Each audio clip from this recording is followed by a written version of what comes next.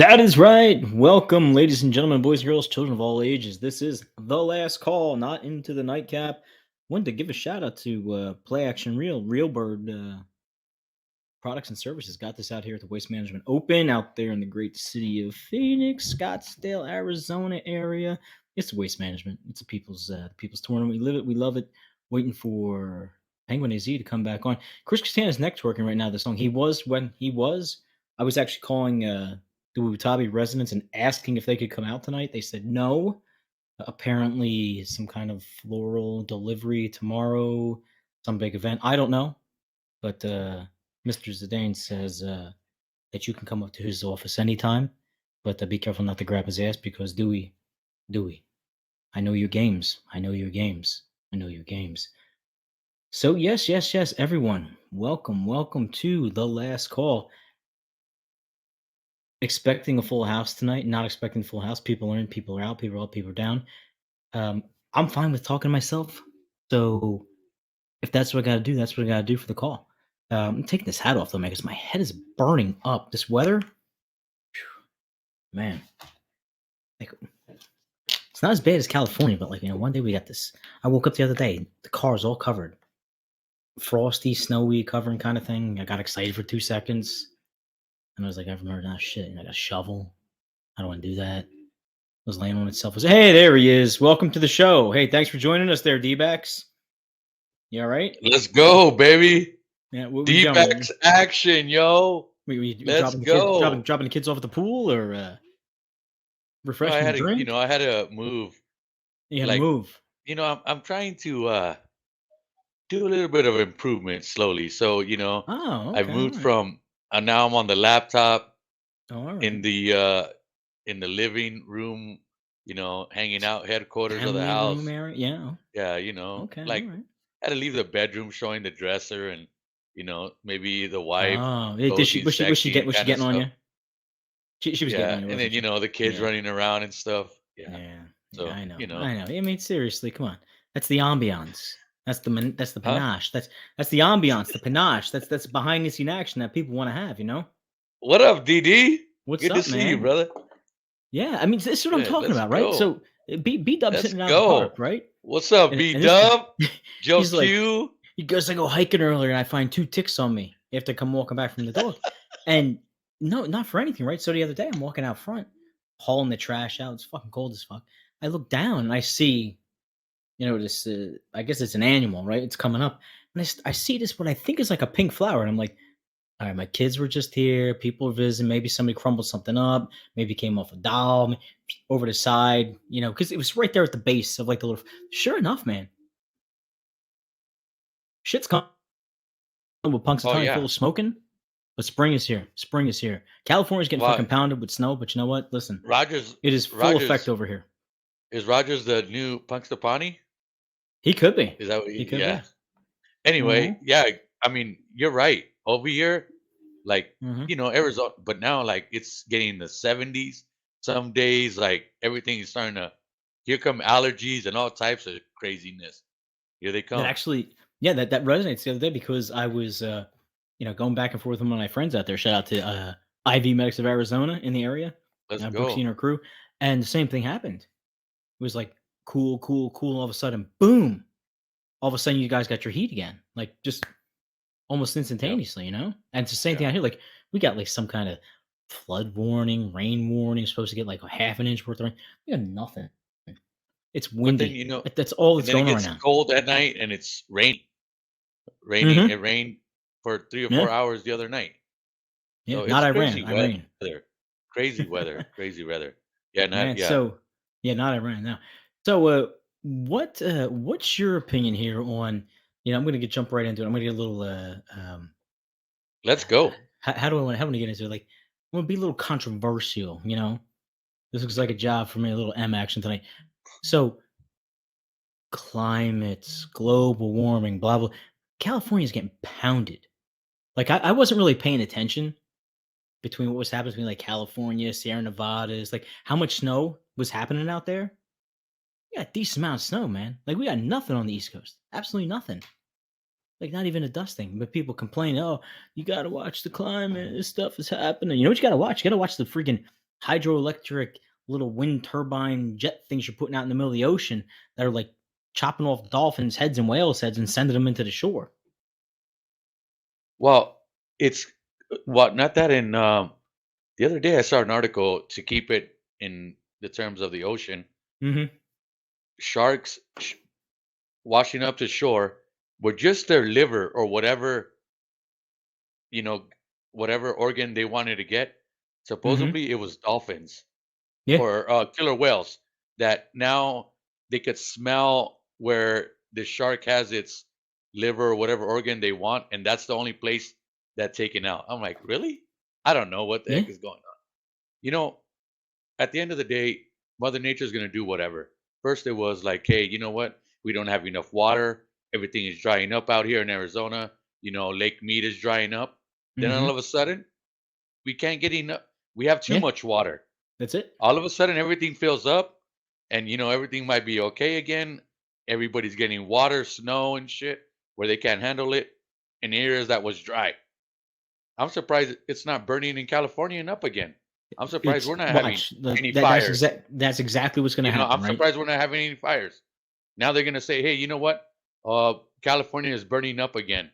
Yeah. I Oh don't. yeah. I could probably recall the last time I've heard that California was not burning up in some type of area. We're gonna put You know? you're gonna put like the under over on like 3 weeks into the summertime, maybe five.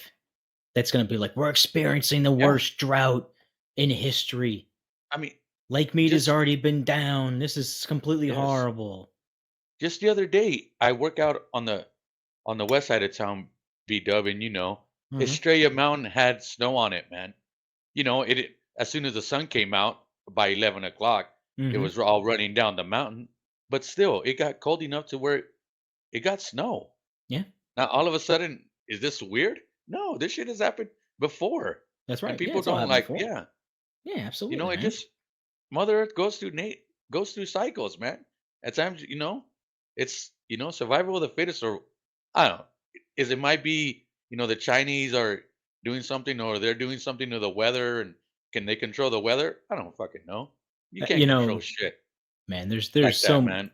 Come on, there's too many factors that go into stuff like that. yeah, but I think they I think. can. I think they can introduce because I've seen them in the Gulf Coast area. I've seen them in like like the Mississippi area where they show these contraptions, these machines, and they're adding more moisture to the air, or they're adding and listen, like people, it's weather phenomenon all revolves around uh obviously the presence of like the water atoms and shit like that, so but also like the positive charge and the negative charge and whatever. And we know we can do this stuff because just going back to Tony's program, like they're talking about don't use a tap water, use a distilled water. Well, when you purify stuff and you balance out like the alkalinity, the acidity, you change Exactly. the charge because everybody's got a charge. Like everybody's got like there is Yep. something to that. People are like, oh, I can feel a vibe off of him, and like, yeah, you know what, you really can. You can really feel a vibe off of somebody. Sometimes you walk in and like they're saying the right thing, they look the right way, they're driving the right car, Yes. and they're like, "That Yes. guy's an asshole." Like, Yes. it's And you just know like, what? Like, yeah. how do you feel vibes with you? Like just between you and I, like everybody, like Mhm. there's a certain energy that goes with the people you hang out with. Oh, yeah. They're just it's a natural thing, and like B Wagner just said, the heating of cooling of the Earth's surface. Yes, exactly, Yeah. exactly. You Like know, stuff is gonna change. I Like sit there it's all been the going time, this way and forever. yeah, yeah, exactly. It's And you know been what's going this way funny too? forever, man. And you know what's really cool about like, and I'm going like way, way down this rabbit hole tonight, so people just come along with us because last call, we're just gonna do whatever. If it feels right, we're just gonna go there. So always Ooh, complain, if it right? Always feels complain right, about like with let's your kids when you're go. just like, don't bring mud in the house, put your shoes on, don't Yep. run and put don't like everybody's, because an adult, you're like, I keep the shit nice, right? But like the more and more I think about it, one of mine in particular loves to be outside. No shoes, run around, feeling the ground, rolling on stuff or whatever. And she's the most um particular one out of everybody. So like inside, like everything has to get like TJ. Like, don't touch TJ. Oh, ladies and gentlemen, coming to you The live man. from Let's Albany, go. New York, up there where the Cuse is playing. Probably not going to get a bid in the ACC this year, nor the big dance. Where Josh Allen has fallen on his ass. Not one, not two, not three, but 4 years in a row. TJ Jackson. And he says, "Be gentle. You got to be gentle. Be Just gentle is be his first slow. You time. know. Yeah, Yeah, he knows. yeah. Work it in there. Mm. Listen, Yeah. you talk about a guy with a vibe. Yeah, just the tip in the background. Out of nowhere. Out of nowhere. This is like psychic mind melt stuff, right? And I gotta bring up the young lady's her profile, because my goodness.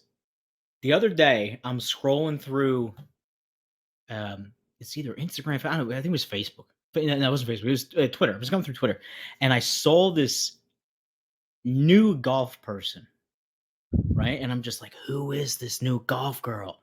I don't know who it wasn't. Paige Sparanek, it wasn't the tennis girl or whatever. And I was like, I'm gonna have to remember to look at that later. Got so busy with the day, never got back around to it. Out of nowhere, I get this message, and it goes, "You're welcome." Right? From DD's TJ. trying to still figure it out. Yeah, it's from TJ. And dude, he's got it nailed. He's got it nailed. I'm trying to bring up her name. It's crazy. Show question take this sign Instagram model. No, Look at so TJ. he's gonna have to put it out back in the he's gonna have to put it back in the chat. But man, so it's this it's like this younger redhead kind of like, real vivacious golfer. She's really good. Like, she's really, really good. But instead of doing the whole and Now, what's she really good at? No, Duncan no, Dash. she's really good. Like, she's got a game. Like, she it's a little Oh, like, okay. hits the approach shot, goes to like the roughish or whatever, she's like, yeah, okay, I go in the rough and come on. She chips up and then she hits like, a 10-foot putt. Let me see. Something about the Oh, latest. It was good, man. Yeah, yeah. All all putts, yeah. inputs are. All inputs are available. Oh my gosh, man! Hold on, hold flowers. I'm really trying to find this because I want to give her credit. Like, she's really, really good. Anyway, the whole point is, she's like she knows that she's cute. She's really good at the golf. Blah blah blah blah blah. But she's not like, like sometimes like those influencers get out there and they know they're good looking. They flaunt it all on your face. And it's real pretentious. Like, it's like, oh yeah, no. Like, she's really just like really decent, really decent. So I just want to give her a shout out. I'm gonna find her in the follows here, but lots of fun with that. Lots and lots of fun with that. So you guys out there are thinking about going out to a couple of spring training games, maybe one game, 18th, 19th. Yes. Yeah. Yes. Yeah. And who's I've. playing that day? e- I haven't. Is it like Royals or something like that? I didn't. I didn't get that. I know he said something to me about it, but I don't know if he told me what games. See, we have to get on top of that. See, now I'll actually be going down to nothing. How you been, B Dub? Where's the rest of the hosts? Well, the rest of the hosts, TJ, have taken a hiatus. Play Action Real decided that tonight would be a great night to go have a makeup game out at ASU. Enjoy all the fine young co-eds as they begin to roll in. And what we're actually doing on our new Bleacher Brothers affiliated a last call, transitioning from Into the Nightcap. And if you didn't hear that whole story, the bottom line is the last call was the perennial show with the Bleacher Brothers Network when it first launched in 2009. We're kind of like picking up that mantle, paying an homage to the great, Tony Bruno for birthing us into the next uh, version of where we're going with the podcast stuff. But also, we are rebranding the rebrand of a rebrand. We're rebranding a brand that was rebranded, that was sold, that was bought back to be rebranded again. So I have a surprise for you guys when you remember. So wait a minute, we have a surprise in the chat. Rock and Reese is saying that there is a surprise. Now, I told I him would like we will let yeah, him on go ahead. whenever we get a chance. Yeah, we can let him in. I was gonna take some guesses first. I thought maybe what it would be. What do you think the surprise is gonna be? I don't, let's. Anybody in the I chat don't. when he gets Yeah, is he Carson Wentz? moving No, back? Carson Wentz is not going back to Philly. He's not. But you know what I did hear? Um, Somebody's kicking around a rumor of Lamar Jackson going to the Commanders. Is this true? Either that or Atlanta. I've heard. Like this is yeah, I am surprised, Caitlyn Jenner. Hello. Hello. There you go. Um, This show doesn't stop. See, like it he's doesn't. always bringing the heat, man. He's bringing out Then we got TJ now. We got Joe Q. What's up, Joe Q? Thanks for coming on, TJ. Brian TJ, Wagner. you have to send me Whoever that else. send me that Let's email see. again so I can bring it up to share with everybody. 2 dead We dozens of got plays for the Dave, Rock and Reese. Thanks for coming on, fellas. Let's yeah, I mean go. there's so much to get into with excuse me, with that whole situation in Washington and what's going on. Oh my gosh. Okay, TJ's gonna send me out those up, So so I'll be able to send it in. So go now ahead. that the enemy is on the Washington, Mhm. who's really going to lead the team? Will it be Rivera, or is Rivera, you think, going to take a back seat See, I don't know. because of health issues? I think he Yeah, might because of yeah. health issues. See, I think he's going to let this guy run the show for the yeah. most part. But I think there's gonna be a lot more yeah, exactly, yeah. Yes, correct. Rivera Joe runs Q. defense, but I Yes. really think that they're just going to see basically what Bieniemy can do with a mixed bag. Who's the receiver? Tyler Lawton? Is that his name? Isn't it Lawton or something like that? The kid, the Washington wide receiver is pretty decent. Yeah, and I'm I pretty thought sure. they had yeah, I'm Laughlin pretty or sure something he's like him. that. Yeah, So I mean, between like him and Heineke, man, McLaren. There you McLaurin. go, Yes, McLaurin. There you go, Tyler McLaurin. There you go. Look at the TJ jumping.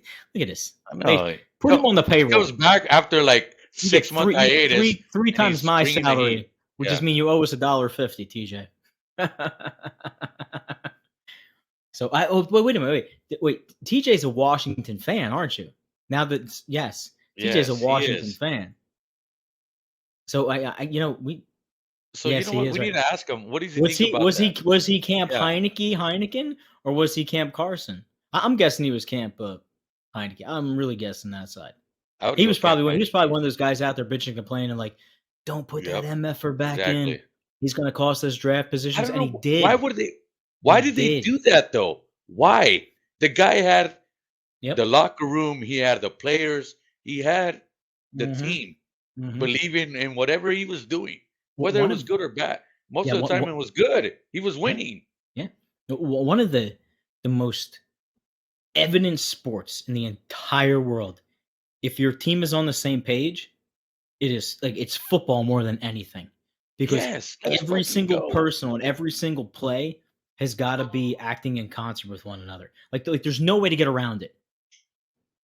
You know what I mean? Like somebody said to me the other day, they're like, oh man, why did the Eagles let Wentz get beat up so much? Blah blah blah blah. I said because the offensive line fucking hated him. Like after a while, they were like, dude, you're killing our team. So you know And what? you know what? You might let somebody get Yeah, through. you're gonna let somebody get through. You You gotta send a might message. do it. You might You just have do it. to. You have to, man. Let them get rocked a little bit. Yep. And Right, exactly. Little that's a wake up great call. point. Yeah, little Yes, wake up call, it's a man.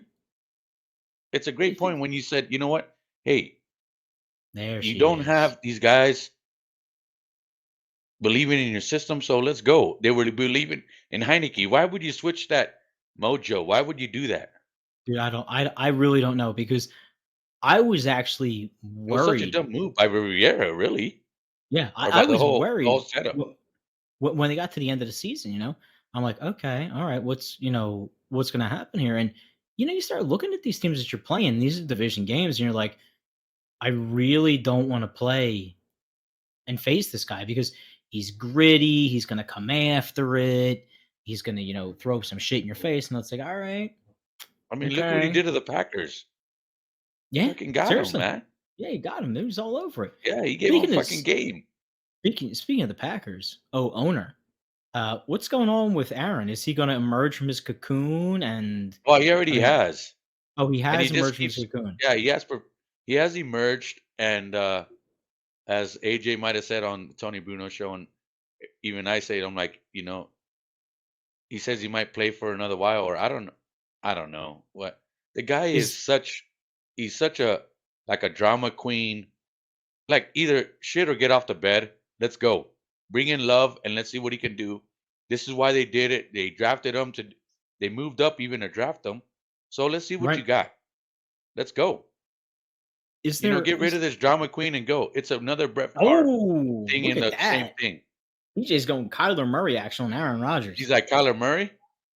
Yeah, like uh, he's a little bit taller than Kyler Murray, TJ, but He's a little you bit know, tall. A little bit but tall. the thing is like, let's go. Why? But see, this is the media and all this shit feeding off of what he's like, and I think at times he does it on purpose Mhm. just to see how far it can get. The guy already knows what he's gonna do. You don't have to keep telling me, "Hey, oh, you'll know soon enough," or "You'll know soon enough." You already know what you're gonna do, Yeah. and if you don't, then you really are messed up, or you really have something wrong with you. But the guy is whatever he is. I don't fucking care. It's none of my business. He does whatever he does. If he wants to smoke and go smoke peyote, I don't know. The guy doesn't even talk to his mom, and dad. I don't think. Yeah, still got the whole rift with his brother who, like, decided You to know. go the whole bachelor way and do all that kind of Yes. shit, and there's still little conflict. It's so crazy. It's like, dude, you're probably like close to being, half a billionaire. All his endorsements, all the money he's made, and then like there's levels of his celebrity that you can't even value. Do you know what I mean? It's like I mean, the certain guy people. has done. Yeah, He's God, got a Super Bowl. He's got yeah. You're right. You can. you He's can't. been in fucking State Farm commercials. He's done all kinds of shit, all kinds of stuff. Like the guy is really, you know, but he's.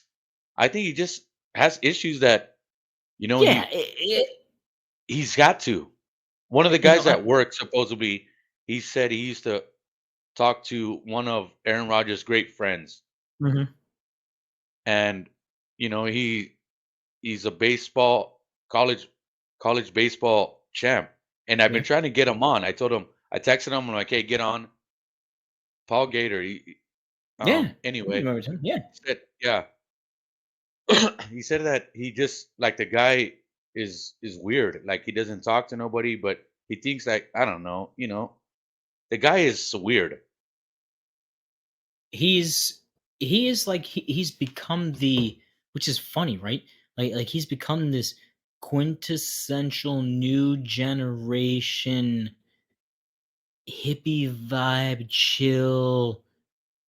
Tree He's hugger yeah, type like of mentality. he's really good.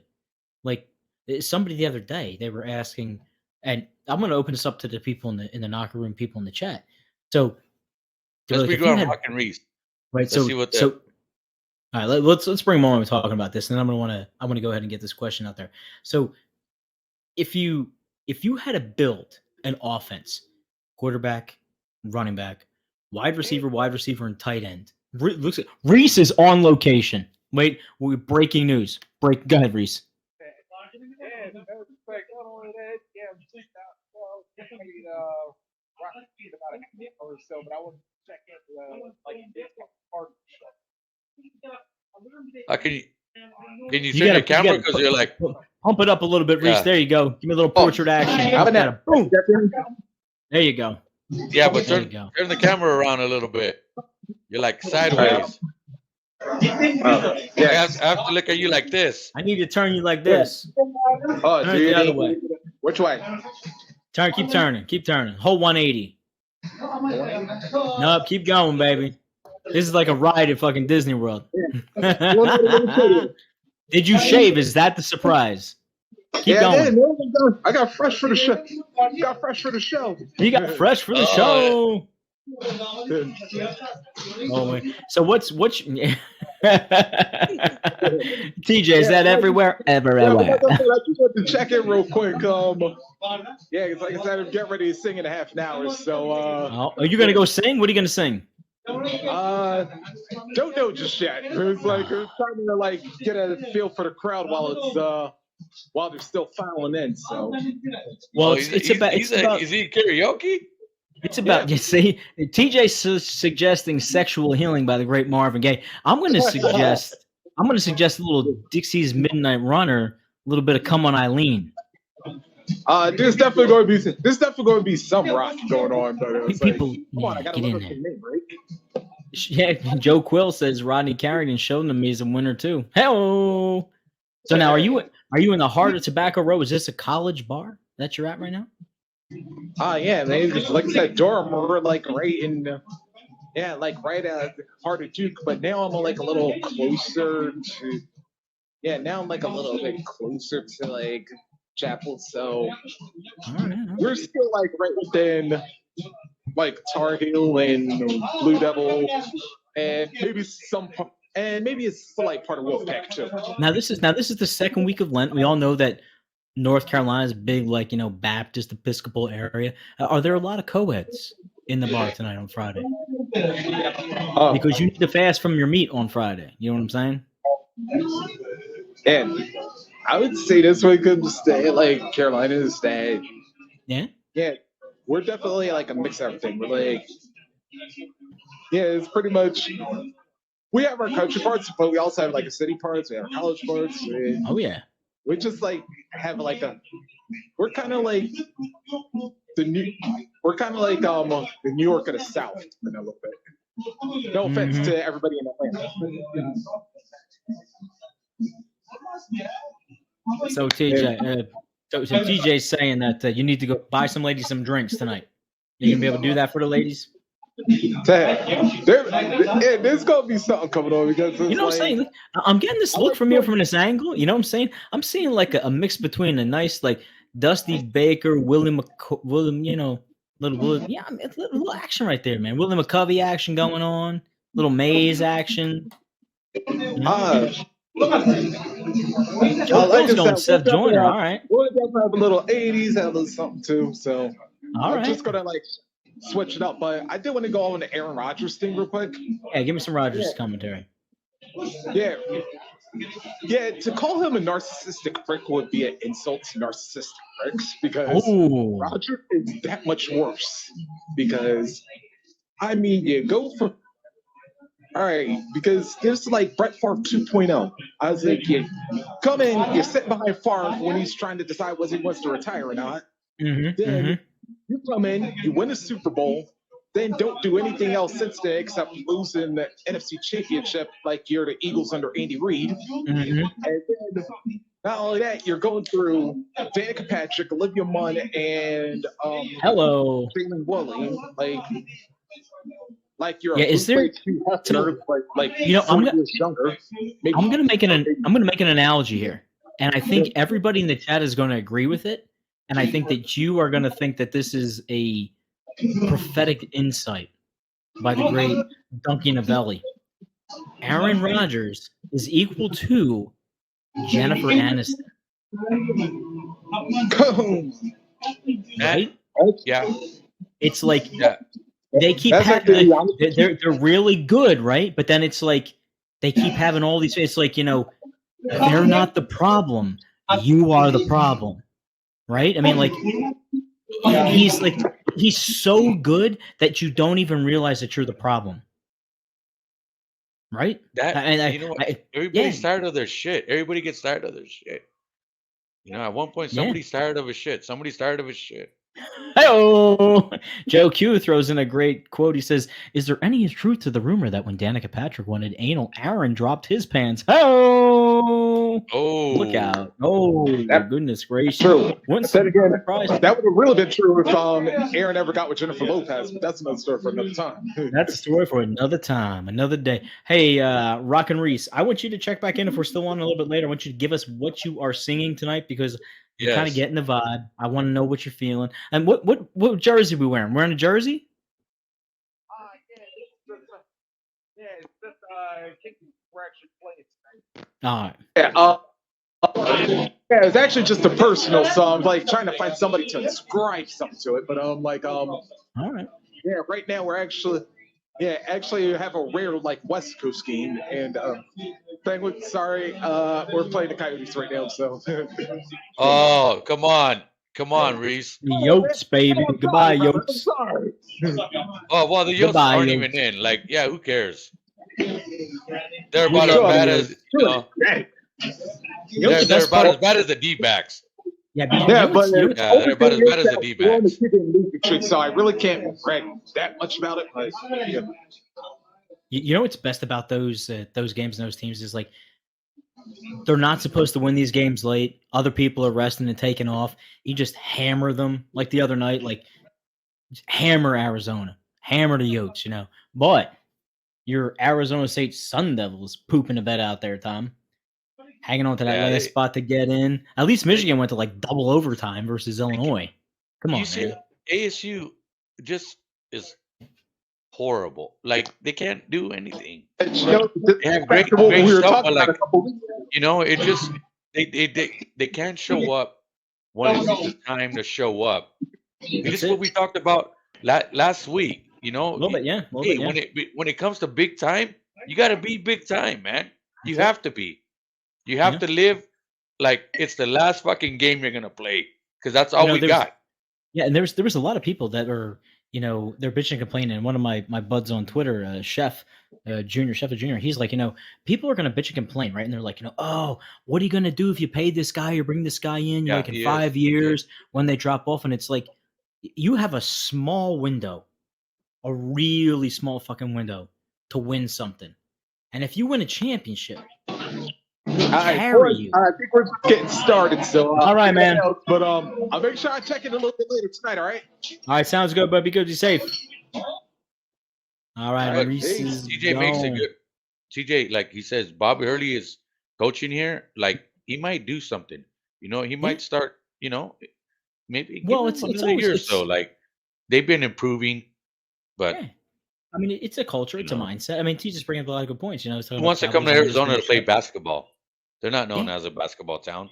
No, and even with, I mean, really, I mean, and I listen, like KD goes to the Suns, right? So now you got Booker, you got Aton, you got KD on the same team. They run ramp shot the first game. You still got to get through the playoffs, right? You still got to go through Luka. You still got to go through Ja. You still got to go through whatever LA team shows up and gets in the playoffs, right? You got to go through. You got to go through Joker. Luch, I'm looking at you, looking at me, looking at you, looking at you. Hey, big shout out to the Rangers. Great little showing there and a 5-3 loss, jackasses, to Ottawa in Kane's debut. But anyway, hold on to that spot so we can make the playoffs. Make a little noise. 6th seed right now. Shake it up a little bit. That's a little. Yeah, exactly. Yeah, seriously. TJ and Luch, right? TJ, like, come on, dude. I mean, seriously. Chris Paul, Kevin Durant, Booker. Yeah. They got a whole squad. Well, and you know what it is? They're not going to win. But you know what? If I will bet you, like you say, $50. The Suns do not win. Yeah, they won't. It's crazy. You got too many people wanting the ball, man. Yeah, you know they have too many people wanting the fucking ball. So there was a big debate on the radio around here, and because if not, you're not in the news, or you're not being talked about. You're not being the cool guy on the team. You know they want the ball. Yeah, exactly. They want the ball. So in Philadelphia, they trade, they let go of, they do whatever with Matisse Thybulle. He goes to Portland, and he's playing well in Portland. He's playing like 34 minutes a game, 33 minutes a game. He's close to a double-double. He's facilitating. He's taking shots. He's getting into a rhythm. Number one for basketball, I don't care who the fuck you are. Sorry, the F-bombs. But you have to be in the rhythm of the game in order to really begin to facilitate like a stat line.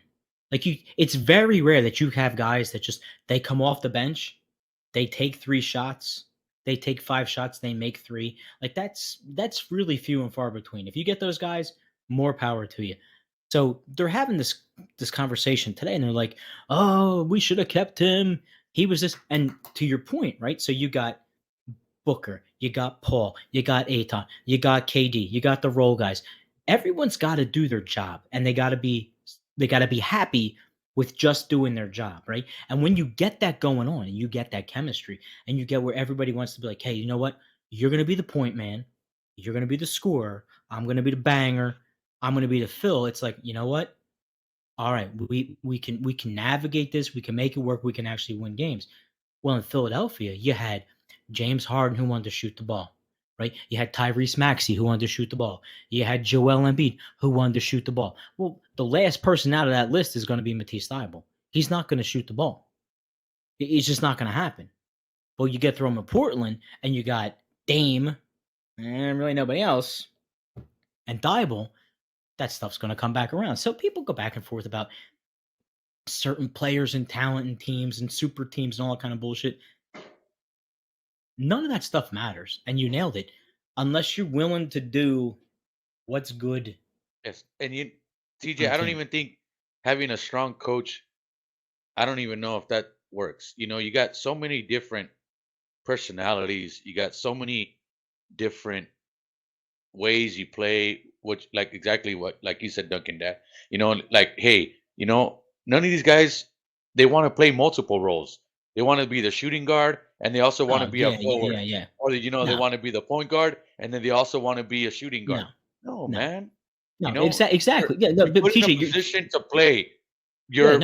What your strong attributes are, what you know how to play. Like back in the day, you had guys that were great fucking rebounders. Look at fucking Dennis Rodman. The guy could rebound. He couldn't shoot. He couldn't do nothing but rebound. So you know what? That's what he could do. So that's what he did. He would rebound. I mean, he was averaging more than 10 rebounds a fucking game. Yeah, you're right. How many players do that now? I don't think any. Like, exactly. Charles Oakley is another one. Another great guy. Exactly. They were everyday players that showed up and were fucking consistent. They know their role. You know what? This is what I do.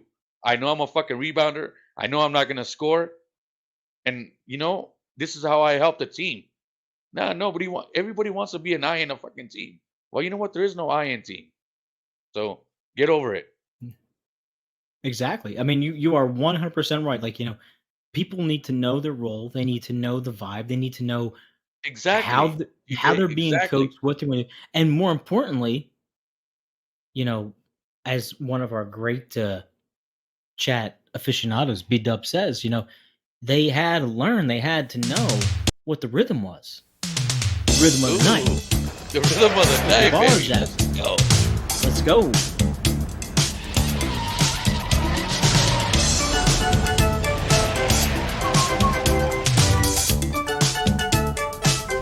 That's for you, B-Dub. When it feels like the world is on your shoulders and all of the madness has got you going crazy, it's time to get out, step out into the street. What is where in all here, of the action is song. right there at your Big feet. song, good one, thank you. I got a boot shot. We can dance away underneath the electric stars. Just This is how Mexican dance, see? You can't do much. I know, it's good, right? You'll be doing fine once the music starts. Oh, to the beat of Thanks for the everybody rhythm joining us of the night. tonight. Listen to Appreciate you guys. Forget about the worries on your mind.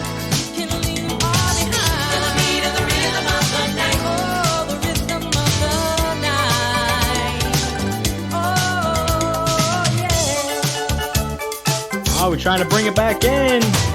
Bring it back in. Let's go, everybody. Look out on the street now. The Look at party's the dancing and getting everything. on. Good. The music. You couldn't do this, Duncan Dad. You think you could do that? Oh, did we lose him? Did Duncan Dad go to the rhythm of the night? Of course, Rhythm of the Night, right? Originally, who was done by? Remember? You remember? Come on, man. No. Yeah. Hey, the chat. Anybody? I'm performing for my halftime show. Listen. Anyway, I need to get there. I'm going to get there. I'll beg bar. You can sponsor me. I'll give you sponsorship on my left arm if you want to. Okay. So the Bars remade it, but of course, Gloria Estefan and the Miami Sound Machine. Oh, Gloria Estefan? Cute little bit of trivia here. Yeah, Gloria Estefan could, even after the bus accident with the husband, Gloria Estefan could get it. I remember many a days watching MTV's Top 10 Countdown. No, it wasn't Paula. Gloria Estefan's Miami Sound Machine. Do you know who played with Gloria Estefan and Miami Sound Machine? Had his own great solo career. Lots of number one hits, won a couple Grammys. No, come on. Not Ricky Martin. No, not Ricky Martin. Good guess, though. He was with Menudo. They did their own thing. Come on. Get out there in the chat. Let's go. All right. 3, 2. Your Google search is over. No, not Millie. John Cicada. John Cicada. John Cicada. Not the cricket. Yeah, he played with the Miami Sound Machine. It was nice, man. It was well, she's Cuban. Yeah, I mean, like, what do you think Miami is? What do you think Miami is?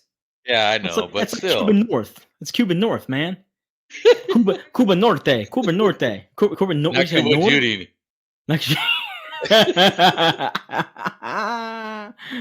Hey, papi.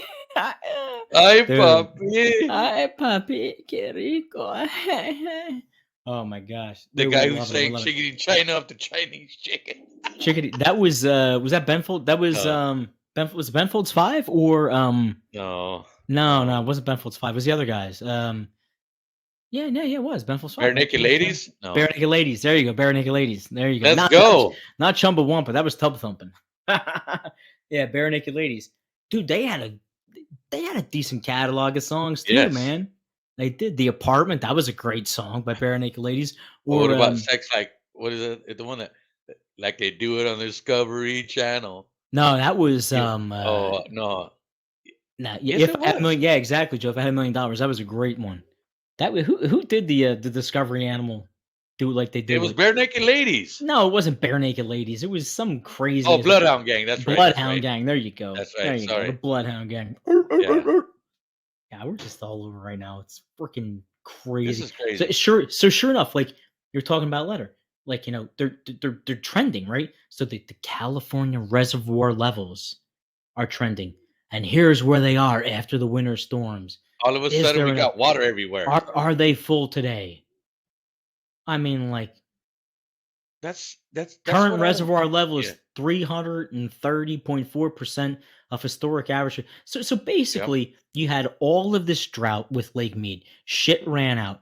Then you just got 7 to 10, some places 12 feet worth of snow. You're good. It's how do you? You're good. But you know what? Yeah, that and it just it moves. Everything fucking moves. Like everything's spinning. Unless you're Kyrie Irving, then everything just just spins in a flat way like this instead of like this. I guess I don't know, but like all right, so let's go down that road. Here you go. So now let's go. Really? All right. So I will give you the fact that the Earth is round. I mean, like I figure that. Like every planet that we can observe looks like an orb, right? So we kind of just make the general assumption that we're an orb as well. But you can't fall off the edge of the Earth. There's no way to fall off because people have done these tests with horizons and water and pools and all that kind of bullshit. But like when you've seen these maps where they put the Earth and they kind of flatten it out in the orb, it sort of plays a little better to the distance and the travels. I've watched a lot of these airplane videos and like, why do you got to fly up around the curvature of the Earth in order to come back down when a straight line would be quicker? And you're like, well, that kind of makes sense. I see how that could happen. Now, listen, I'm not arguing any of this stuff, but if you're on a flat piece of land and you're supposed to be on a curve and you're floating through the Earth, like you help me out with how the orientation of everything is. And it's like, do you see, do you see the story on both sides? Yeah, like exactly. It's just like Peronis. Exactly. Sometimes you need it, sometimes you want it, sometimes you don't. I mean, you can't do anything about it. It happens, right? It happens. But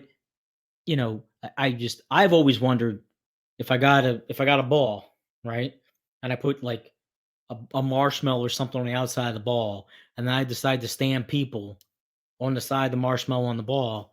Like, why aren't the buildings like this? You know what I'm saying?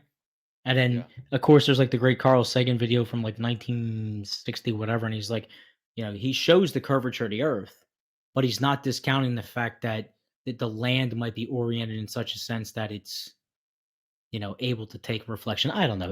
It's a great conversation, but listen, you're not falling off the edge of the earth because you can sail around the fucking world. We've done it. Magellan's done it.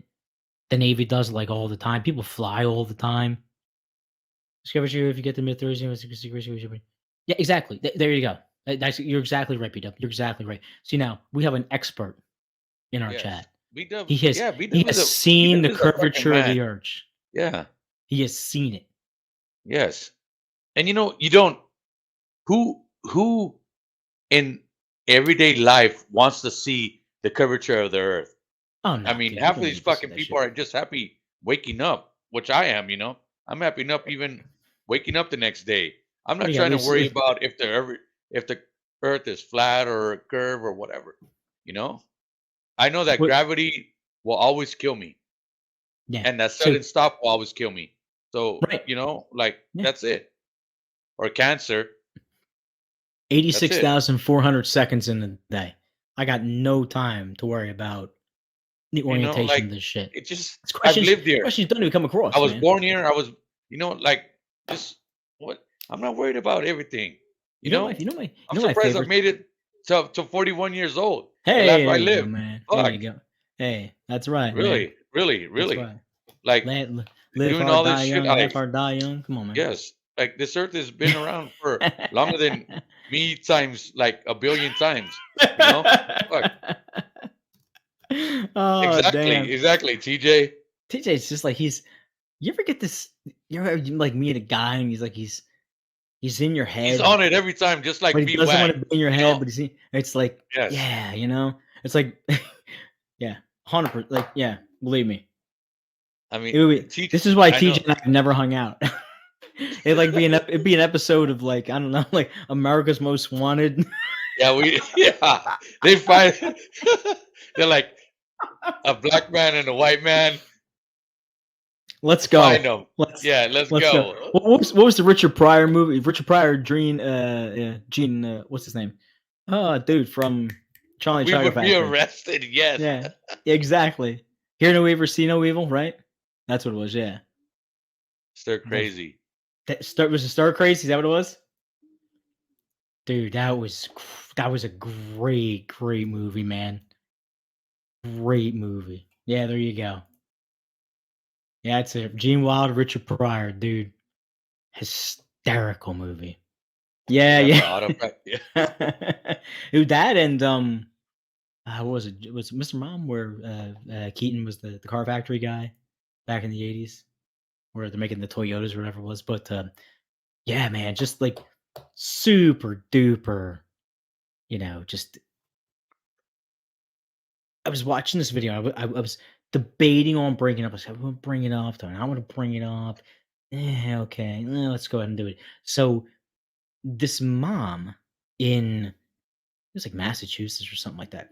So she goes to the board meeting and she's like, yo, my 5-year-old's coming home and it's kind of like, I'm trying to figure out what they're learning.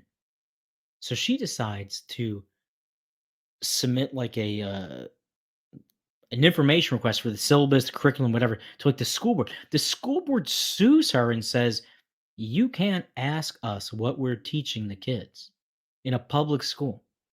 Now, I know a lot of people in the chat have them of varying ages.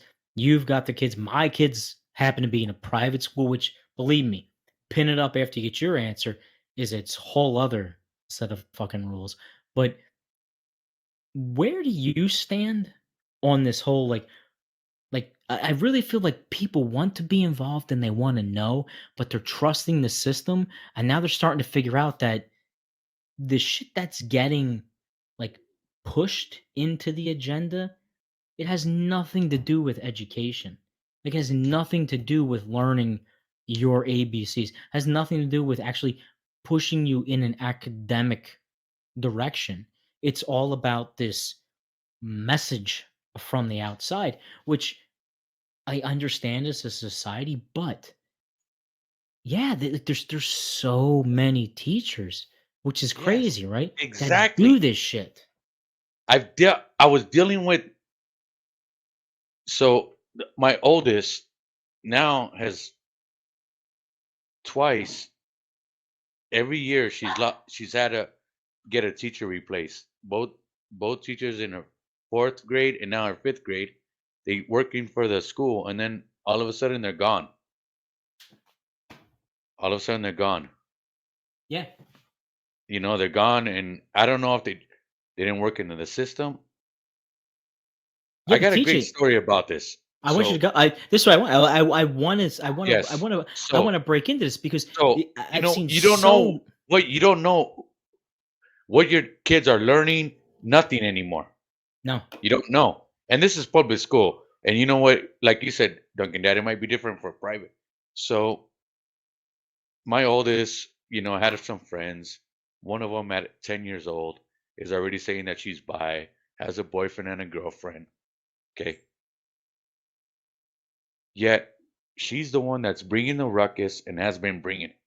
Mm-hmm. So my daughter had, another friend. So it was, a group of three girls. So my daughter was a little bit more friends with her, her friend, and this other one is the one that claims that she's bi already and like got a boyfriend and girlfriend, and she's the one that's actually keeps bringing the trouble. Do they kick her out or move her out or anything? No, she's, so one of my daughter's friend brings a gun to school, whether it was fake or not. Yeah. They said it was fake. Mm-hmm. When do you It think doesn't we heard matter. about this, Duncan, Dad, or in the chat? How long do you think it took us to learn? 2 to To 3 learn? months later, at least. At No, least. no, it wasn't. It took our daughter to tell us, and later on, after 5 o'clock, for the principal to say, "Hey, your daughter's been in the principal's office because she was hanging out with whatever, and they had a gun at school." We didn't know No. about that. No. No. Man, No. what the fuck? No. So Back in listen, the day, we would have known. My parents would have known right away. As soon as it happened, we would have known.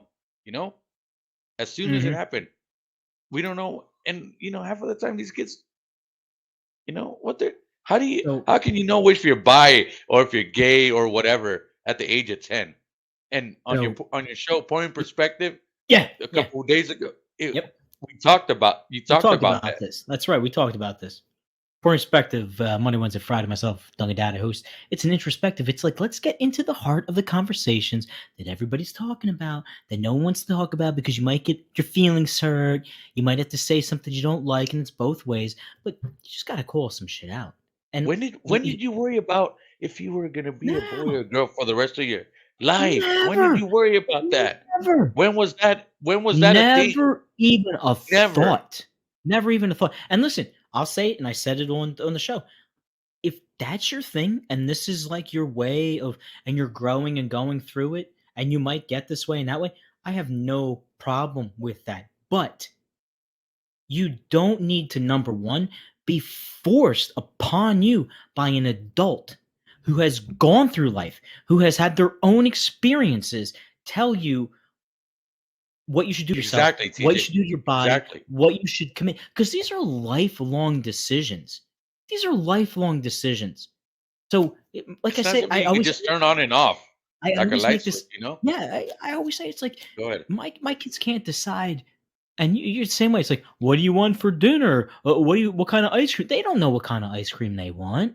You give them 2, 3 choices of things they like the most. They hem and haul back and forth, and you're telling them to decide their sex, their gender identity.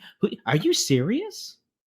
Are you serious? I mean, even as a sports fan growing up, you had your base, but then, like, oh yeah, I like that guy. He was kind of cool. That guy was nice. He was kind of cool. He was, like you went with like where things moved you. But then eventually, you got to the point you were like, it is hard enough, TJ, and sometimes it's hard enough. And we'd like to talk about that when we go to puberty class. We hit the ages of Yeah. 13 to 16 in high Yeah. school. Have a little growth spurt, You get more it. ways Yeah, than one. Hell, she's kind of hot, and like you said, Duncan, that he might be kind of hot. That's where you start dude. Yeah, you don't know. Exactly. Is he kind of hot? Yeah, he might be. He's a Dude, good-looking dude. And at times the wife says, like, she's like, "Do you think he's a good-looking dude?" I'm like, damn right. you know what? Hey, Hell yeah, yeah. he's a good-looking Hell dude. yeah, man. Does that make me want to go and like get down and dirty with them? No. Fuck But you know no. what? He's a good-looking dude. You got to give it to him. Listen, And the I wife will be am. like, "Hey, he's hot." I'm like, "All right, There you go. yeah, Yeah, sure. Dude, there's a handful of guys, and you're like, sure. yeah, there you go. Cool. Yes, it's cool. But like, once you're mature, once you get pet, it's like, yeah, respect the tripod. Damn right. And then the wife might say, "Hey, you know what? I'll tell her. Do you think she's hot?" And the wife would be like, "Yeah, she's hot." Or Yeah, she's, no. yes. That's the wife. Luke, you're killing me. Luke, you're killing me, man. But Brian, you're nailing it. You're nailing it, B-Dub. You're like, you have, you have, like, and I take a deep breath, right? Because I've really tried to go down this road and go away. Like, there's a lot of young ladies who they're like Brian was saying, like, they're tomboys. We call them tomboys, but they're still really feminine individuals. But nowadays, the whole message is you gotta be trans. You gotta, and it's like, no, they don't. No, they don't. And I hate to say this to this particular community because I feel like it's a very small fraction, but everyone that came before you that fought for these rights, for the equality, the Title IX, the inclusion, you are literally slapping them all in the face. They wanted you to be a fucking girl. They want you to be a woman. Be a girl, dude. I'm a fucking girl dad. Yes. I am a girl dad. I want my girls to compete against girls. They should compete against Brandon, who decides to become Brandy, and Brandy's 5'10" with like 4 ounces of body fat, with like a musculature that could kill my girls. Like, come on, dude. Listen, listen. I've worked, and Brian's done it. TJ's. We've worked in a lot of capacities, right? Like, to this day, I tell my daughters, I tell my ex, I tell whoever, if there's a fire and you got this rock star chick and she's amazing, she ticks every box in the world, fantastic, and she's built like a brick shit house, and she's 5'5", 5'6", whatever, and in walks fucking Joe fucking Smackstick Dick, and he's 6'4". I'm sorry, if the house is burning down, I want the big dude to save me from the burning building. I do. And that's nothing against my daughters. It's nothing against feminism. It's nothing against equality. Where are they going to go to, Duncan Dad? They're going to go to the biggest guy there. Come on, man. It's a little bit of security. Come on, dude. Come on. And if I need something delicate and something in touch, you could get me the most effeminate biological man in the world, and nothing against it. Nothing against it. But nothing will compare to the tenderness of the most outlying female in the world. It's in their nature. It's in their instinct. It is metaphysically present in their person on a gene. Like, it's there. It's just there. I mean, come on. It's there. Like, and we've gotten so fucking far away from just the common sense that we're having arguments over really the stupidest things. Like, our border sucks. Our military is stretched. We're funding a war in Eastern Europe who has no bearing on us except for to get rid of dirty money. And we're worried about people being... And we're worried about a Hershey bar in Canada being sponsored because a guy thinks he's a girl now and he wants to be represented for women's history. That is a slap in the face to my daughter, dude. Seriously. I don't even want my daughter. I don't want to take him to buy that shit now. And it's like, it's a point. It's like, come on, man. Come on. Yeah, exactly. There you go. B-Dub, exactly. Exactly. And even with it, like, we start breaking down those little macro and micro groups and shit like that. There's individuals in those groups that are like, listen, we all had the teachers and the nuns that were more tender, loving, caring, the ones that were really like, harsh to the point.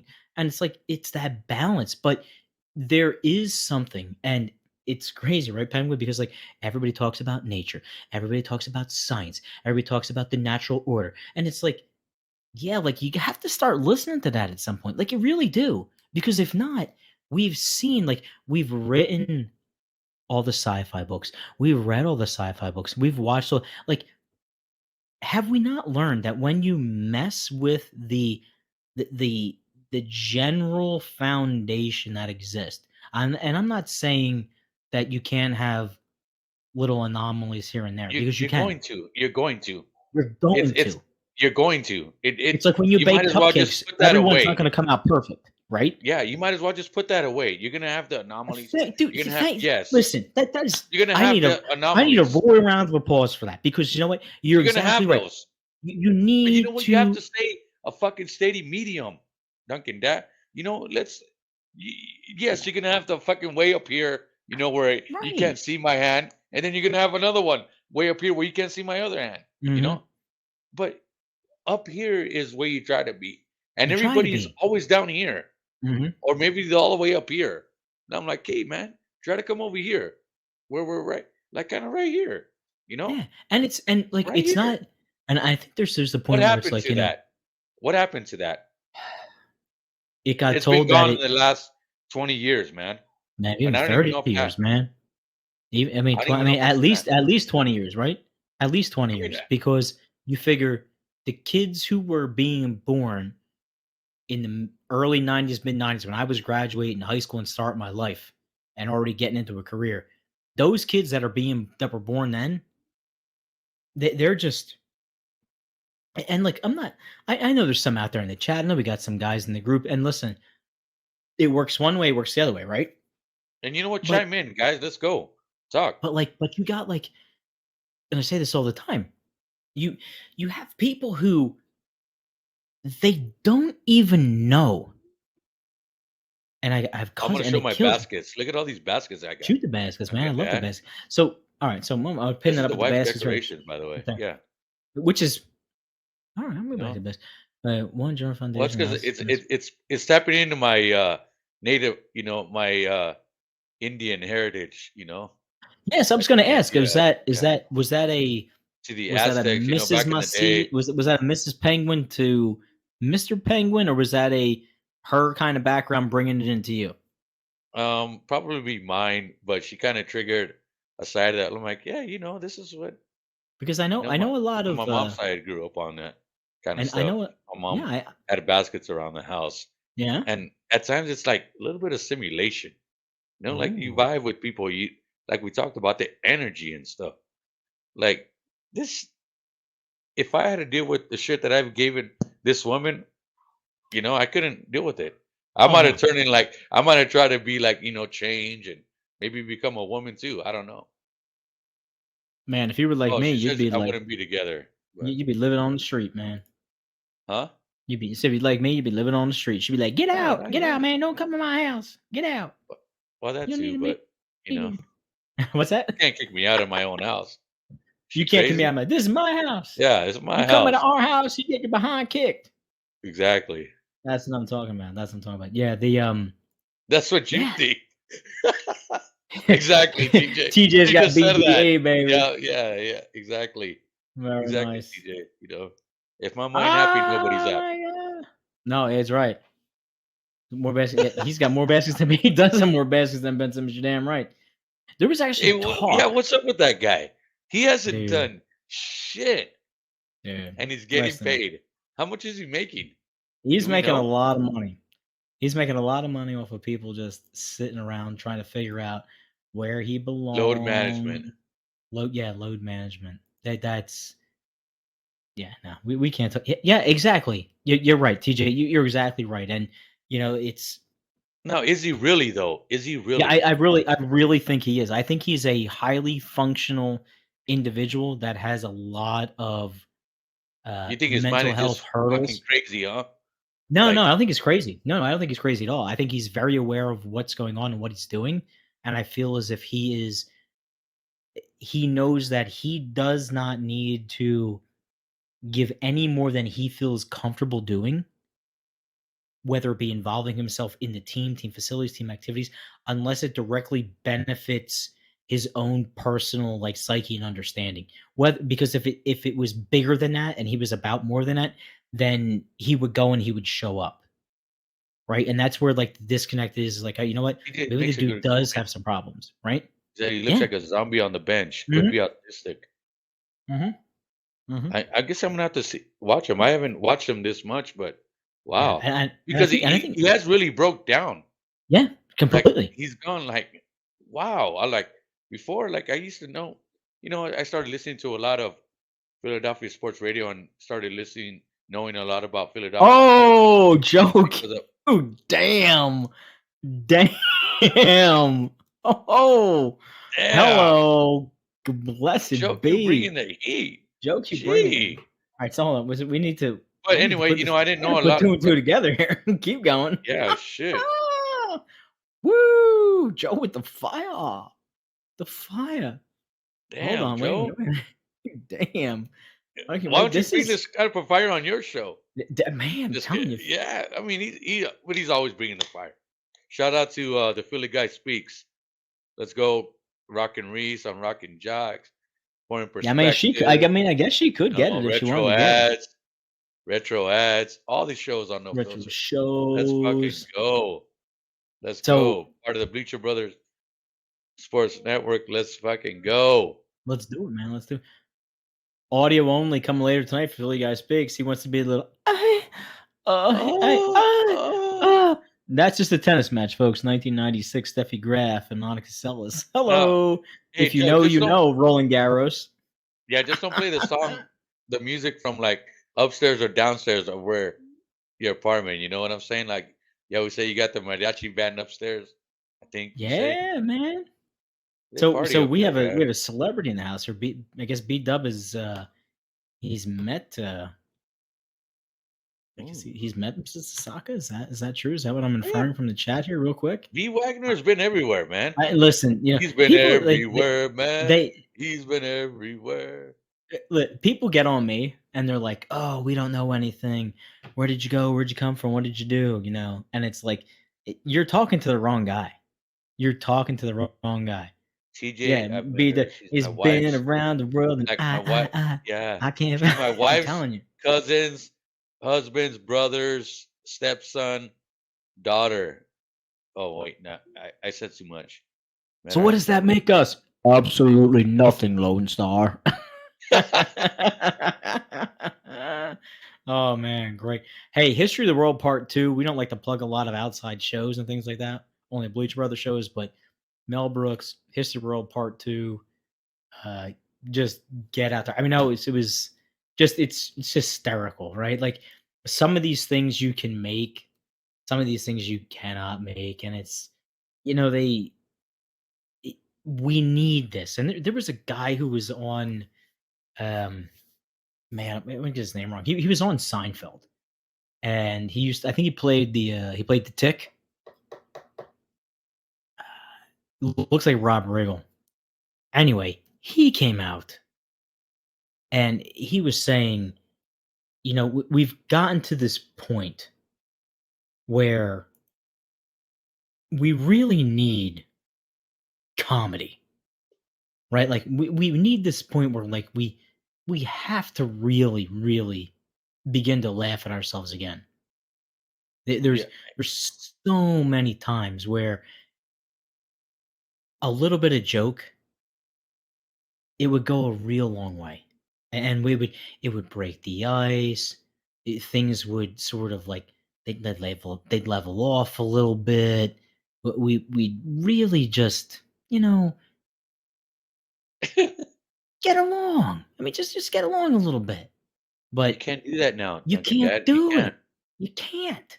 You can't without affecting a certain scope for lack of a better word, of people that they won't even try to get out of that area.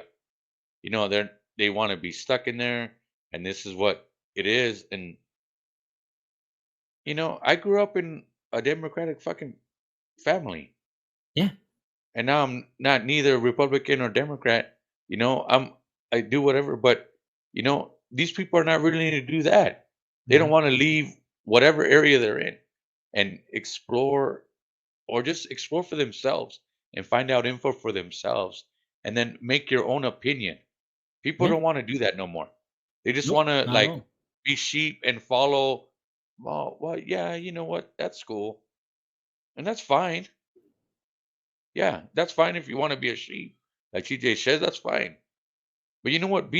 I was the sheep or the chivo or the goat that kind of be like, nah, fuck that. Everybody's over there. I'm gonna come over here and see what's going on. Yeah, Find out something absolutely. else. Like, find out what, and then I can make. I'm better educated and make an argument. Why? Because I know. Yeah, Or absolutely. I might have looked into it, and now I'm not just saying it because I don't know. Obviously, I know. So So the guy's name, Patrick Warburton. He was on The Tick. He was on Seinfeld. You've seen him everywhere, right? And he said he told. I'm going to say Fox News because that's who he gave the interview to. He told Fox News, he was like, I used to apologize for being on The Family Guy, and I apologize no more, because the world is in a horrible state where it needs satire. Everybody takes themselves way too seriously, and he thinks in many ways it's an overwhelming mess. They need, and we need, humor in our lives. We need love, and we need humor, acceptance, and it's all rather simple. And it's really, really true. It's like, listen, I know it's corny. I'm gonna be that guy, but I'm always gonna be the guy because of my dad's influence. But like, who's leaving? Is TJ living? Who's leaving me? no, I'm just saying. Thanks for saying. Thanks Oh, for okay. Yeah, everybody joining. yeah. I'm gonna track Yeah, you let's down and come go. to Albany and drag you out of your bed. Yeah, I want. You tell Yeah, Miss Jackson you're yeah. mine. Your ass is mine. Yeah, but I mean, it's like, I love Jimmy Buffett, dude. I friggin' love Jimmy Buffett. Like, and he's got a great line. He's like, if we couldn't laugh, we would all go insane. And like, we're being pushed to a point where we can't find any enjoyment and humility and laughter and just get alongness with anyone anymore. Like, there always has to be some underlying reason. Like, I try to tell people all the time, like, sometimes there's no fucking reason. Like, you're looking way too deep. Like, you're looking way, way too deep. It's like, you want pizza and wings? You're like, yeah, get pizza and wings. And it's like, oh, well, does it have to be artisan, Neapolitan, deep dish, Chicago, Detroit? It's just give me a fucking pizza. I mean, like, it's just give me like, it's literally that simple sometimes. Exactly. At times it is like, on. you know what? I want a fucfucking pepperoni, cheese, whatever you Doesn't have. matter how it comes. I'm gonna eat it. Whatever's on sale for me. Let's do it. What's your special of the night? Okay, let's do it. I'm in the mood for pizza. Pretty much. Or I'm in the mood, like, hey, this fucking gas station is convenient. Let's go. Let's go. Seriously. I'll take the big bite, the dig dog, the ding dong, the taquito. Whatever. Give me it all, man. Put that gas station chili on it. That cheese that comes out like all over your shit. Whatever. Yeah, man, do it, man. Damn. I want to hear a good. Oh, it's too cheesy with the joke. Oh, Luch. Oh, man, you're killing me, Luch. Luch is bringing it, man. Do we have any knockers? Anybody want to knock? Luch is on top of stuff. Well, Reese was in there earlier. These guys are all jumping. We get TJ to knock. B-Dub. It's a slow. We have Brian Wagner before. Yes, now that we rebranded, he needs to knock. The a-hole never knocks or nothing. He's always says, "Oh, I will, I will." And I'm gonna call you out, Brian Wagner, because you know what I like about B-Dub? B-Dub can give his. It's just we just need a little, like, I don't even need to see the picture. Yes, just I get on and talk. You get a voice modulator, anything you want. Like, all right, okay. Oh, Joe Q. Joe Q. Is that a Goofy shirt? Is that a Pooh Bear shirt? Goofy! Woo! What's up? Let's Good call. Yeah, just the tip of Goofy, man. Yeah. What's going on, man? Not much. Just sitting here watching you guys. Let my mind go blank so I can get ready for my podcast tonight. All right. There so you what go. podcast you said now you're gonna tonight? Joe what I do is I do the one with the stream on Tuesday and Thursdays. Okay. And for like the last 6 months or a year, I was doing a Friday night podcast, and I'm just keeping that alive with a audio only version of it. And those 2 shows I do on Tuesday and Thursday, when the show's over, I put it into the program. I turn it into an audio file, and I upload it that way too. So everybody that follows me on iTunes, Spotify, whatever you get your podcasts, you're getting 3 podcasts a week from me now. Nice.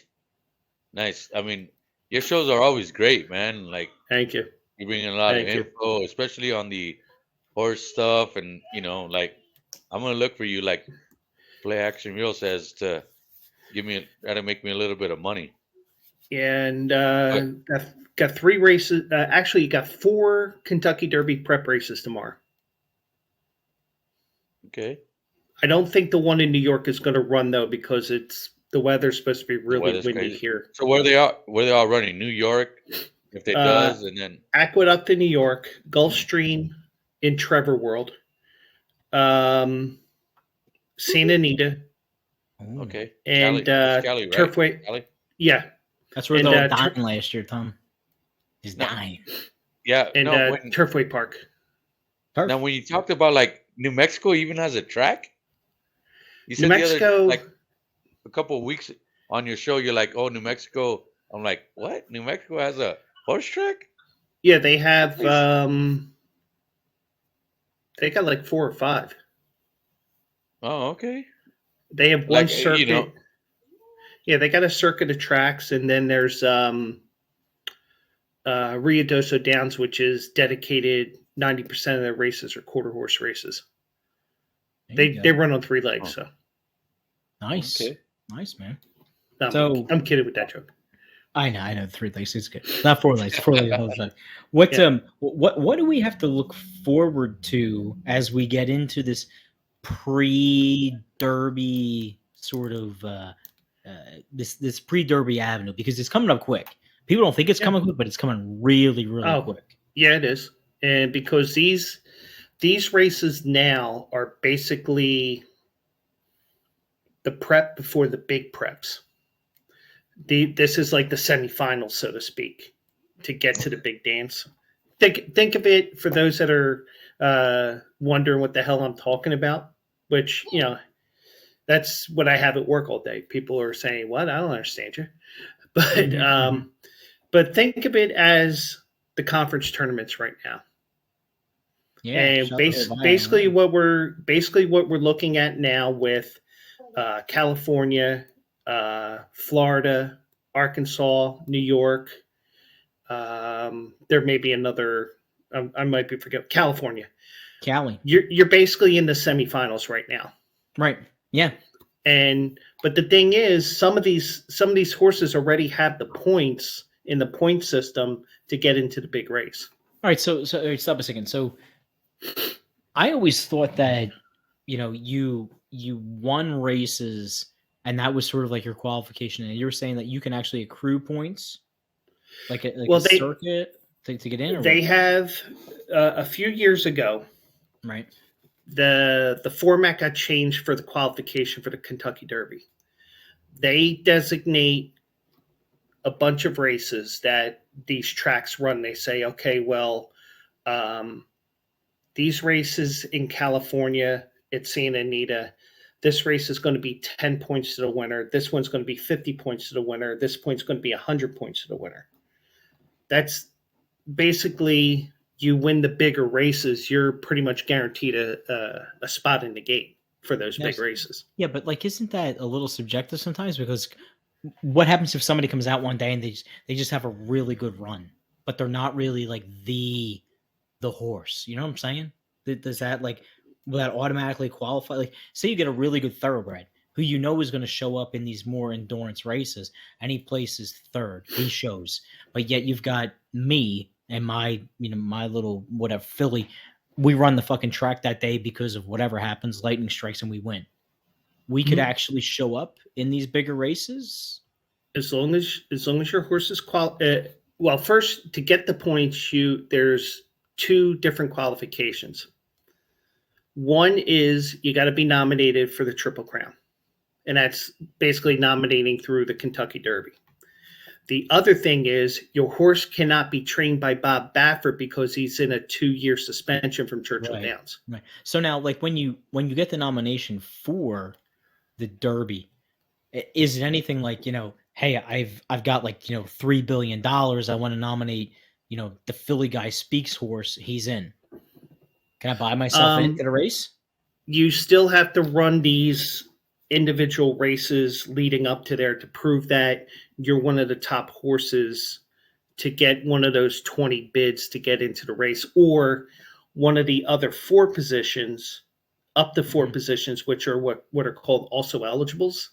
Right. And basically what happens is if a horse is scratched, right, if there's an also eligible, like Rich Strike last year. Exactly. Yep. They get into the race. No kidding. All right. So see, these are like, listen, we all the time with the shows and the people available and the expertise. Like these are the things when you get into horse racing, like you really need to know a little bit, because I'm sure now that you've seen these guys and you're like, all right, they're in and they qualified, and it's got to be like games, right? It's like the competition that they ran against isn't the same as these guys up here. And that really has to delineate between people. I mean, it has to, right? Right. And the one thing you will see is you get some of these small barns and owners that, they got a pipe dream of, hey, maybe my horse is good enough. So let's throw him in this race. He doesn't do a thing. Okay, it's not meant to be. Let's go back to running an allowance race at Parks or Mahoney Valley. Now, like, is the allowance race something that's like contractually obligated by like the trainers, or like you have to get into these races, sort of thing? Like, is there a certain? Well, you know what I'm saying? Like, yeah, every track has a condition book. Okay. So you can go in there. Sorry about that. No, you're fine. You're good. It was mine. No, that was me for once. Every track is a condition book, and you get the feel of where your horse is talent-wise, speed-wise, whatever. So let's say you feel your horse is one of the top-notch horses on the grounds. You may want to run in what's called a stakes race, which is what these races are that are leading to the Kentucky Derby.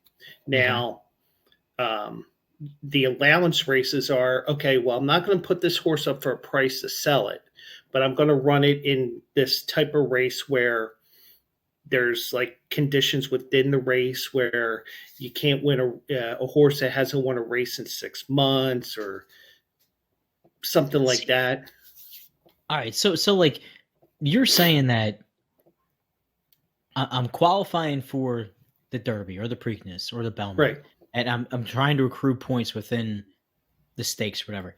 But yet the condition could be, like you just said, a 6-month winner. So if some J.O. out of nowhere runs the race of his life, but he's never won anything in 9 months, they factor in the anomaly.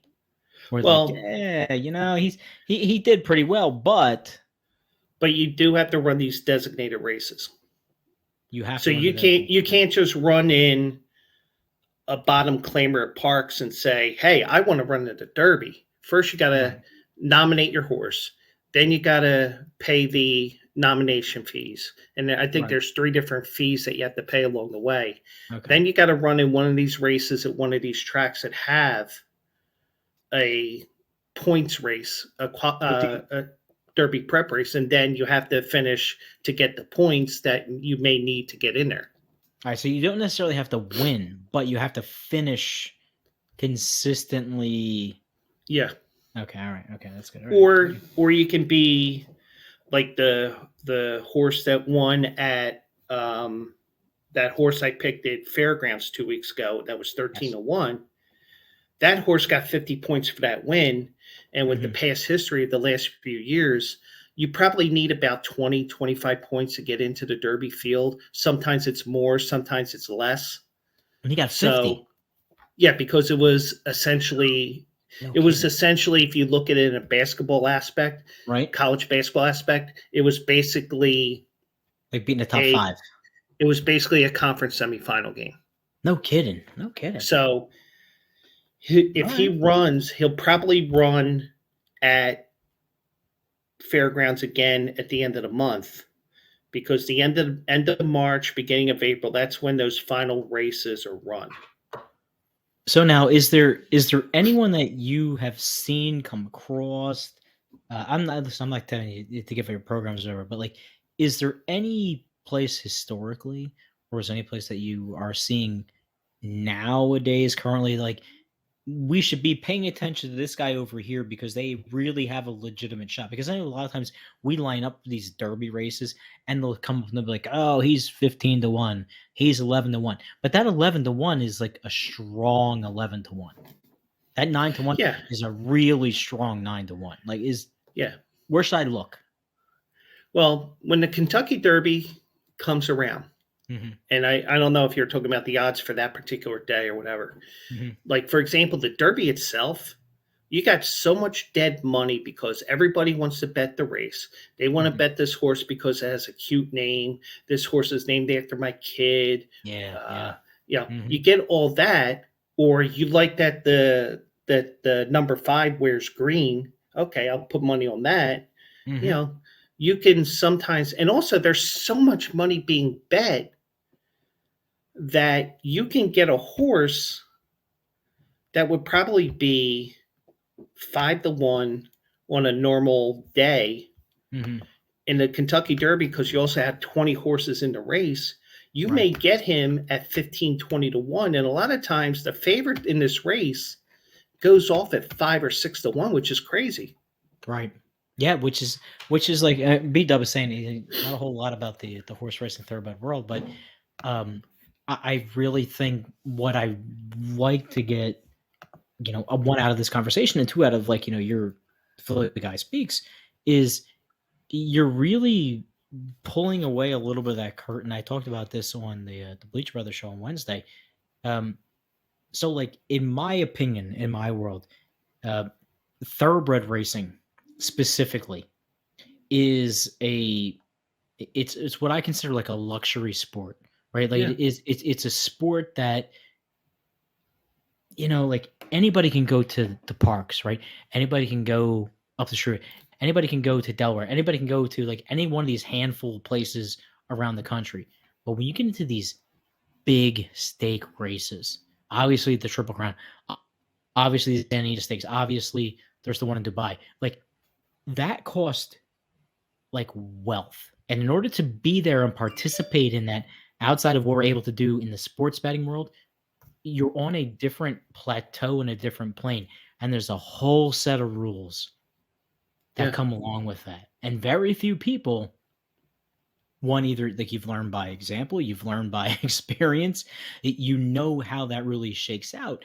And we were talking about, just briefly, and I'll get back to the horse racing, like, how you would make, like, heavyweight boxing relevant again. And I said, like, you have to make it elite. You can't keep opening it up to everybody. Jake Paul can't keep fighting people. Like, you can't keep having all these YouTube sensations. You can't keep rerunning the same guys out there. Ipso facto, there is a rhyme and a reason to this entire stakes Triple Crown circuit that I think a lot of people, they lose themselves in the whole nuances of, like, oh, I'm wearing my big hat with my paisley dress, and I really love, Margarita's at 2. That's the horse I'm going to bet on. And you're like, okay, Karen, you're like, thank you for your $2,000 donation of your husband's money while you go get your nails done. But outside liars like you and I and everybody else, like, you can really cash in on this when you know that, you're saying, like, a 5-1 horse may really be in consideration. So where I might not necessarily have $1,000 to put down on a horse, that might be a really solid bet because of all this other track record that I see with it. And people, what do? They show up and, like, oh, he's at 21 odds. I can't bet him, or you get this guy who's like, oh, honey, just pick out a color that you like. You know what I mean? Yeah. Or the one thing you should do is should ask Tony about the superfecta he didn't play a couple years ago. Oh, I remember that. Yeah. I remember that, man. That was craziness. That was craziness. And it's what color, honey? that was actually, it's funny you say that, because like one of the biggest colors that sticks out in that Crayola 64 thing is goldenrod. That and burnt sienna. For whatever reason, burnt sienna sticks out for me. I don't know what it's like. It wasn't brown, it wasn't red. It was kind of like, mountainous, deserty, but yeah, it was crazy, man. But it's amazing, totally amazing. Yeah. So now coming into this ramp up of the season, barring any injury, which is always like the the catch, it's not until the first weekend in June you get the Derby. First Saturday in May. First Saturday in May. First Saturday in May? Yeah. No, it is really first Saturday in May, right? Mm-hmm. Okay, right. So that's to be like May. This year is like the 4th. May 6th. May 6th when I was off. All right, so Kentucky. All right, so May the 6th this year, we've got the Derby. Traditionally, we have, for the most part, we have decent weather. Is the fact that this keeps getting pushed farther and farther and farther out into the day becoming an issue for a lot of these horses, a lot of these, trainers, breeders as well? No, because I remember, don't see that. You don't see that being a problem? The problem, it's like a night race. You know what I'm saying? It's a night race. Yeah, I mean it goes off almost 7 o'clock, but that time of the year the sun doesn't set in Kentucky till almost 9 o'clock. Yeah, well, Kentucky bluegrass, man. But you know what I'm saying? Churchill also has lights, so it does have lights. It does definitely have lights. I mean, you got it's just one of those things. Yeah, Tom. Can I ask you about what do you ever think about Bob Baffert, Joe Q? Is he a little out of the way or what? I think in some ways the California Horse Racing Commission did protect him a little too much.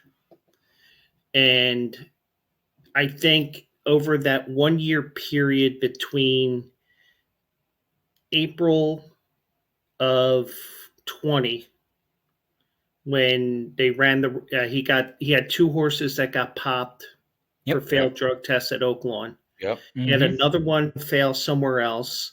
I think he had one fail at the Kentucky Oaks that September, because you remember with the pandemic, that was the year the horses didn't run until they didn't have the Derby until September. Yep.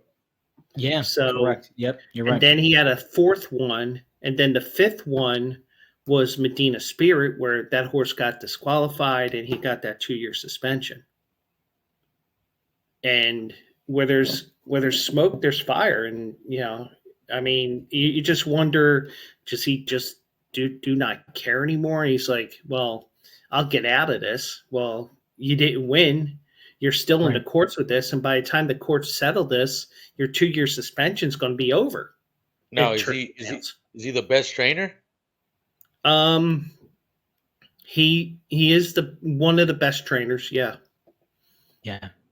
Yeah. I mean, every time I watch, and like Brian Wagner and Doug, I've never been a horse, but because it kind of has been only people that can bet great amounts of money back in the time are like, it just, but now like you look at it, and every time Bob Baffert, he always had a horse in whatever big race, he always had a horse in there. So, I become to know, and I'm like, here you are. And the guy has found a way to like cheat the system for so long. Maybe how long has he been cheating it for? Who knows? Who knows? Yeah, really, who knows? But, who knows? They say it's not cheating until you get caught. So, but up until then, the guy has been able to do whatever it takes to win. So you got to give it to him too.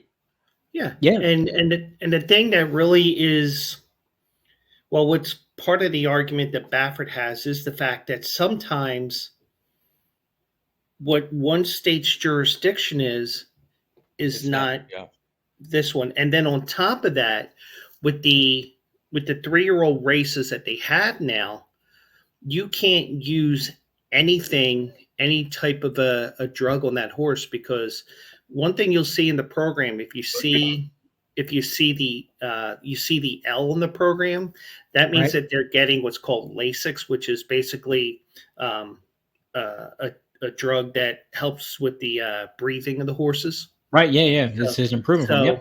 Yep. So over the last couple of years, with everybody saying, "Hey, we need to keep this sport as clean as possible," those stakes races, and especially the prep races for the Kentucky Derby, none of those horses can have anything in their system X amount of days beforehand, and they get tested and everything. Yeah, no kidding. And I did see Play Action Reel pop in there, and I apologize for. Oh yeah, he did pop in. I was about to say. No, he was in, he was out, he was up, he was down. You know, that's what Play Action does. Yeah, likes to dingle it, dangle up, down, and all around. He's looking for those 90-year-old chicks. Listen, oh, he's out there combing the desert looking for them. He is combing the desert. He's out there. Who is that? Tempe, right? He's in Tempe.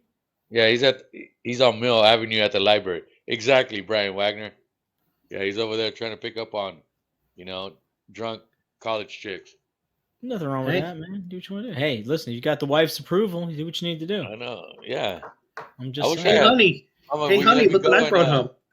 Hey-oh, famous young guy. Oh. Hey-oh. So I can actually go, and maybe I might do this.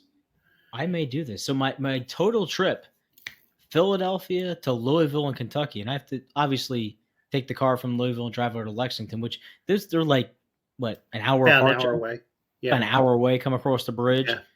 So I could get down there on the 3rd, get out on the 9th, which give me a couple of days to enjoy the old Louisville area. You know what I mean? Well, the one thing I have to warn you is Kentucky Derby week, unless you're willing to pay exorbitant amount of money just to get in. Oh yeah, Ducky Dad's got it, man. Don't worry about that. Yeah, all right, we're good. But I got 312 on the round trip flight, and I get down there. Yeah. Well, I was looking at it too, because I was looking at the map. Let's go, baby. Dude, I'll wear a hat. I don't care.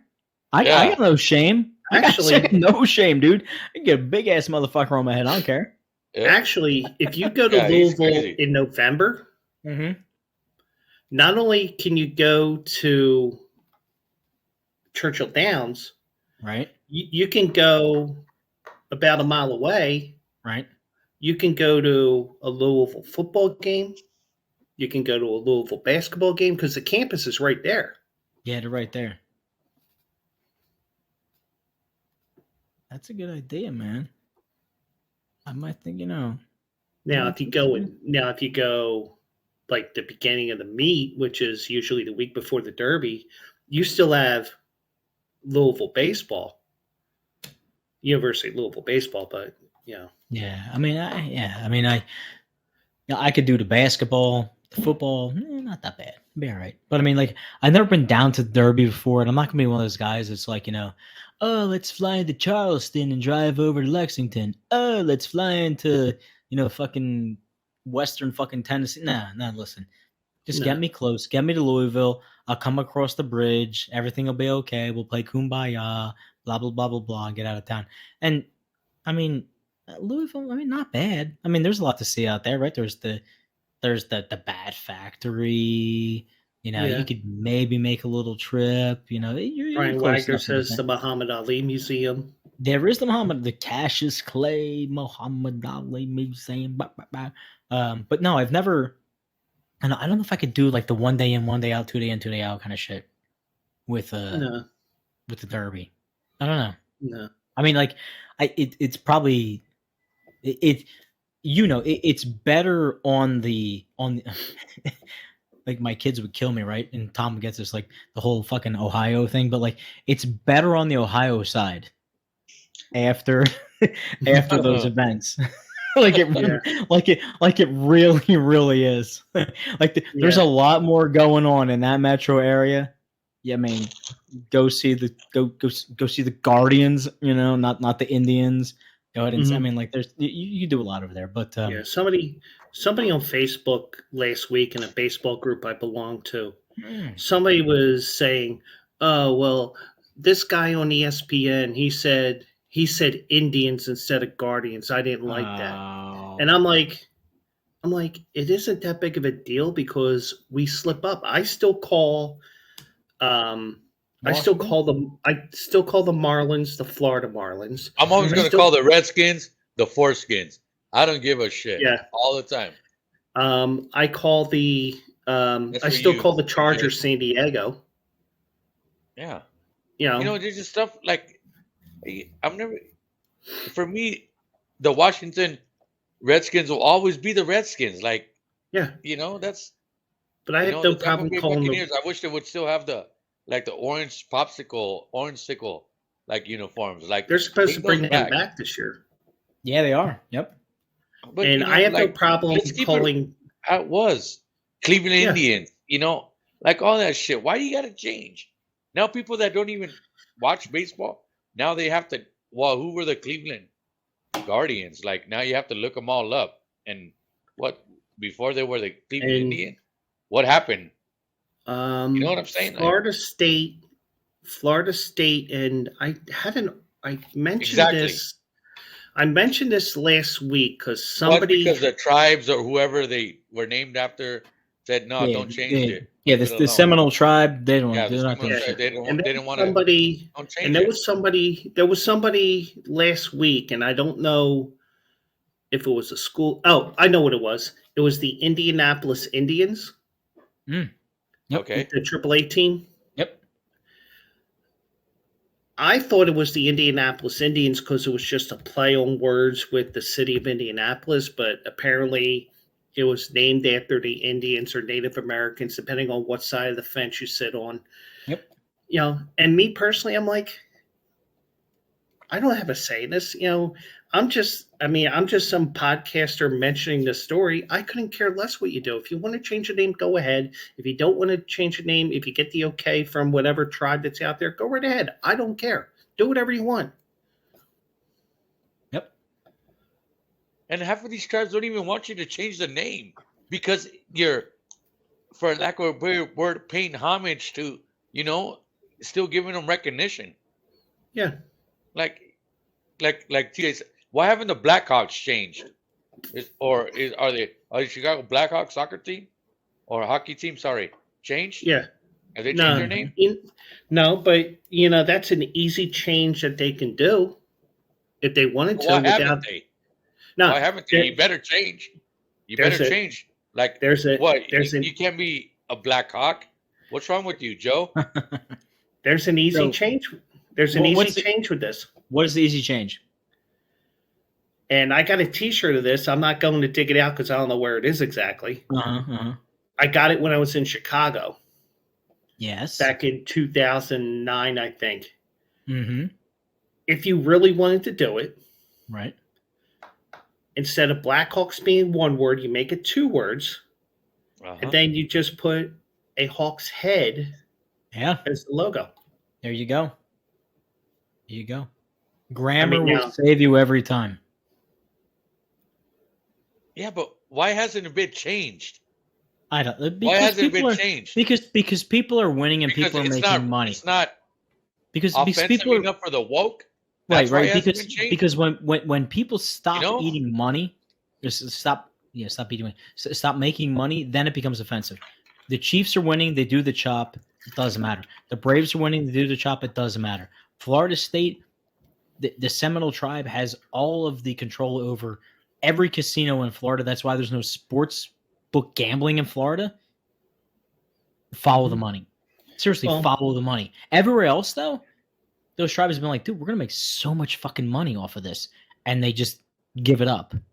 Because they're looking long term.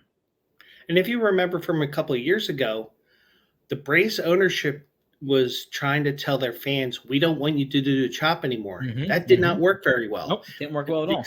Example that I give, let's say we get an asshole chant going at the Phillies game. That's right. All the time. All 45,000 just all chanting asshole at the same time. Asshole. You cannot throw out 45,000 people. Nope, can't do it. And Same thing with Brian that, Wagner even said though the I same don't thing. think it was. doing the tomahawk chop. Oh God, Like, damn. what the hell? Are you gonna stop? No, Like you can't. just said, Joe, you're gonna stop people from doing that? You're not I gonna mean, stop. I mean, if it's like 1 or 2 people, yeah. But the thing is, 1 leads to 2, 2 leads to 4, 4 leads to 8, 8 leads to 16. And that's what happens little by little. So I think this is a great time in our program, if I can bring this up for everyone to share. And I want to give credit to where credit is due. It's Grace No, Charisse. don't do that. Don't give it to Brian Wagner. No, Brian I'm Wagner doesn't even know credit no more. No, He's got too much needs a credit. lot. I'm gonna bring this on because I was scrolling through, I saw this redhead. I was like, who is this? Grace Charisse is her name. 1 million+ followers on Instagram. I don't know where she's at. She's got a link tree on here.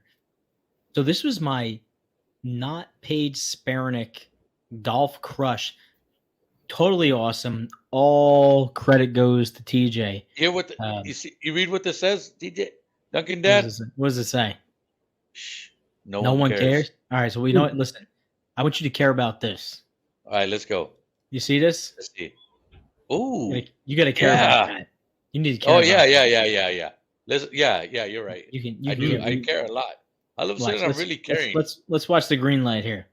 All right, let's see. It's got 140 yards to the pin, and I'll put it up on the green. Boom. She's not stacked up, racked up, but she's pretty close. See, like this is the shot I was looking at earlier. Yeah, little pitch and putt.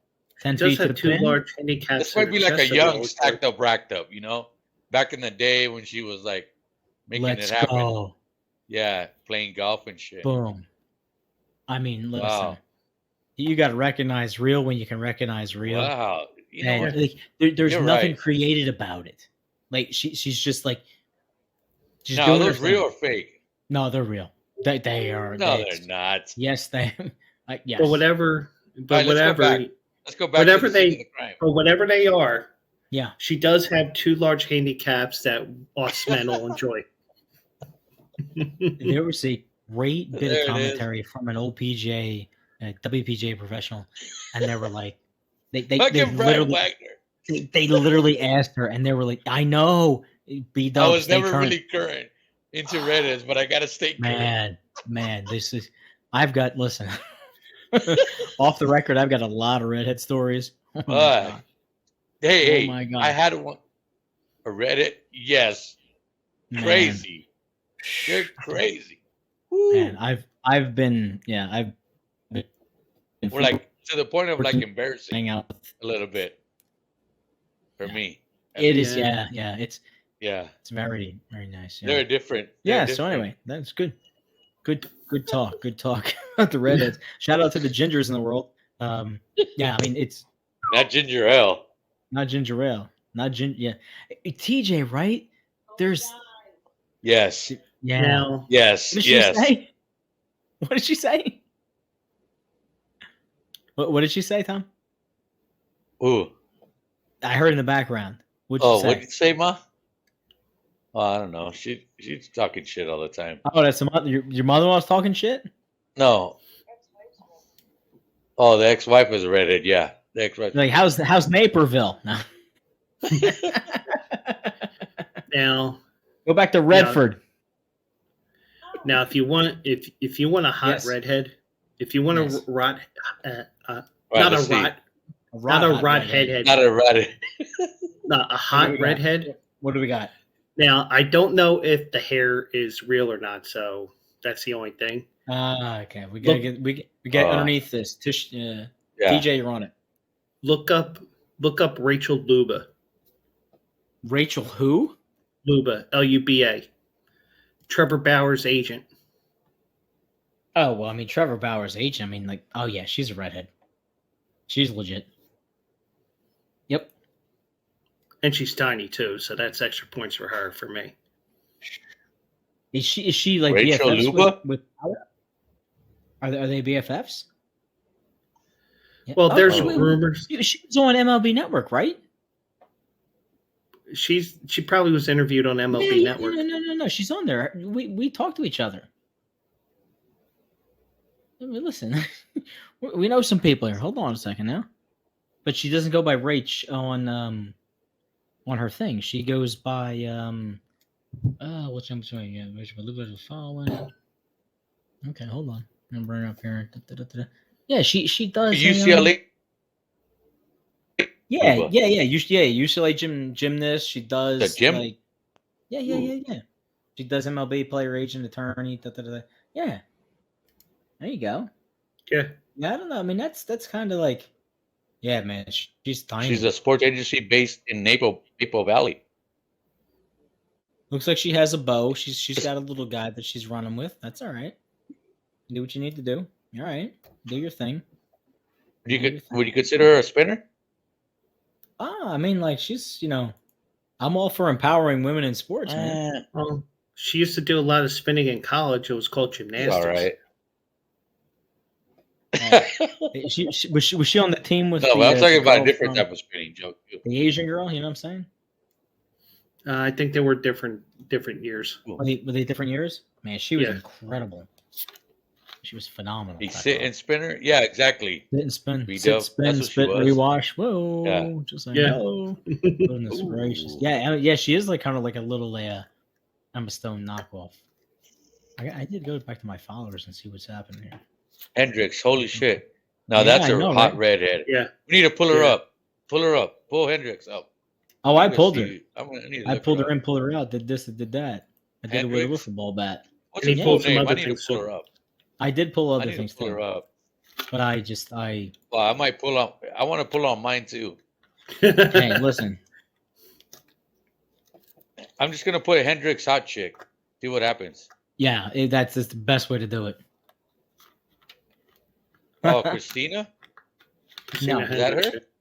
Oh yeah, Christina Hendricks. Yeah. Oh, ooh, damn. I know, right? Just it's people helping people, man. She all right. So I do need to like plug for a minute. Let me bring it up so I can give you the. Sofia Vergara is the shit, TJ. Yeah. If she was outside, I would bring her in. I would let her come in and just lay down and. I bet you would. By the door, yeah. I just let her, do whatever she wants. I will let her do whatever she wants.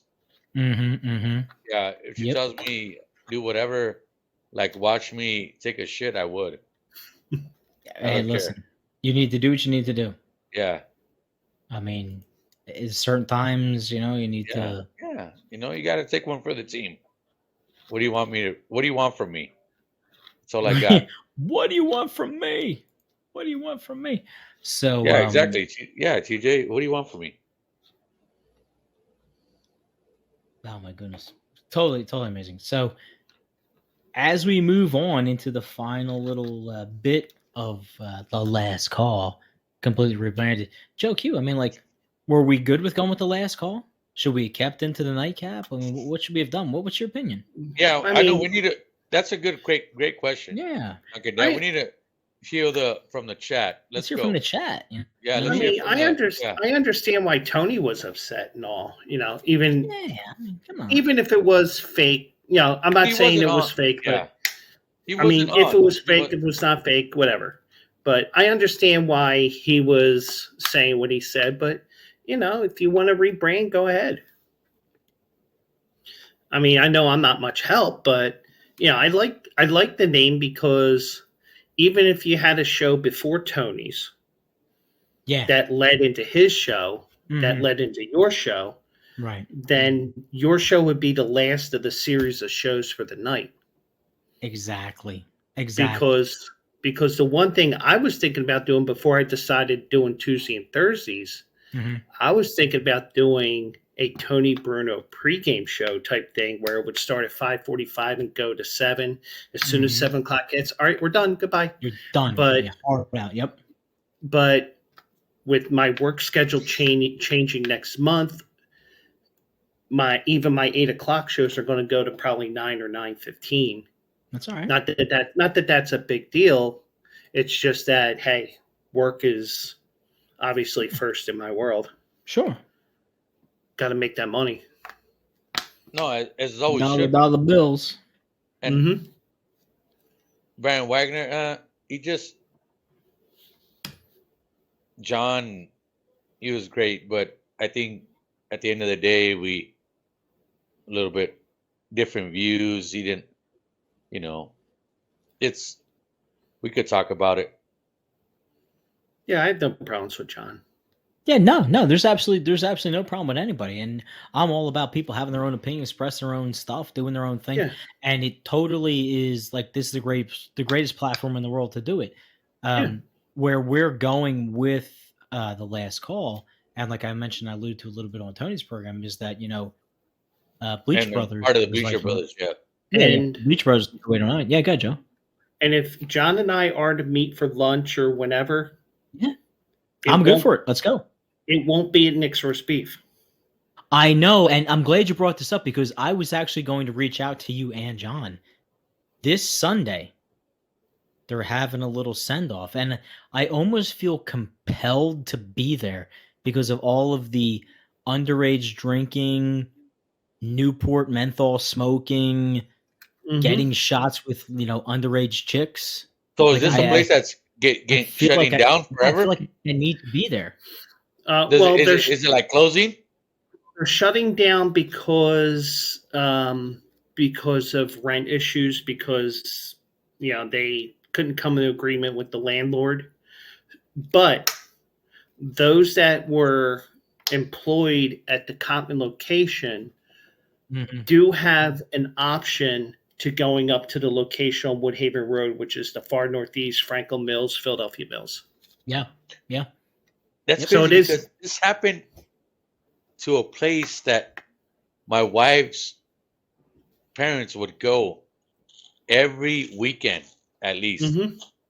It was a spot, and next thing you know, they just moved up and gone. And this place was, a go-to place, and it's just crazy how, like, it just all of a sudden it shuts down. Like, what the fuck happened?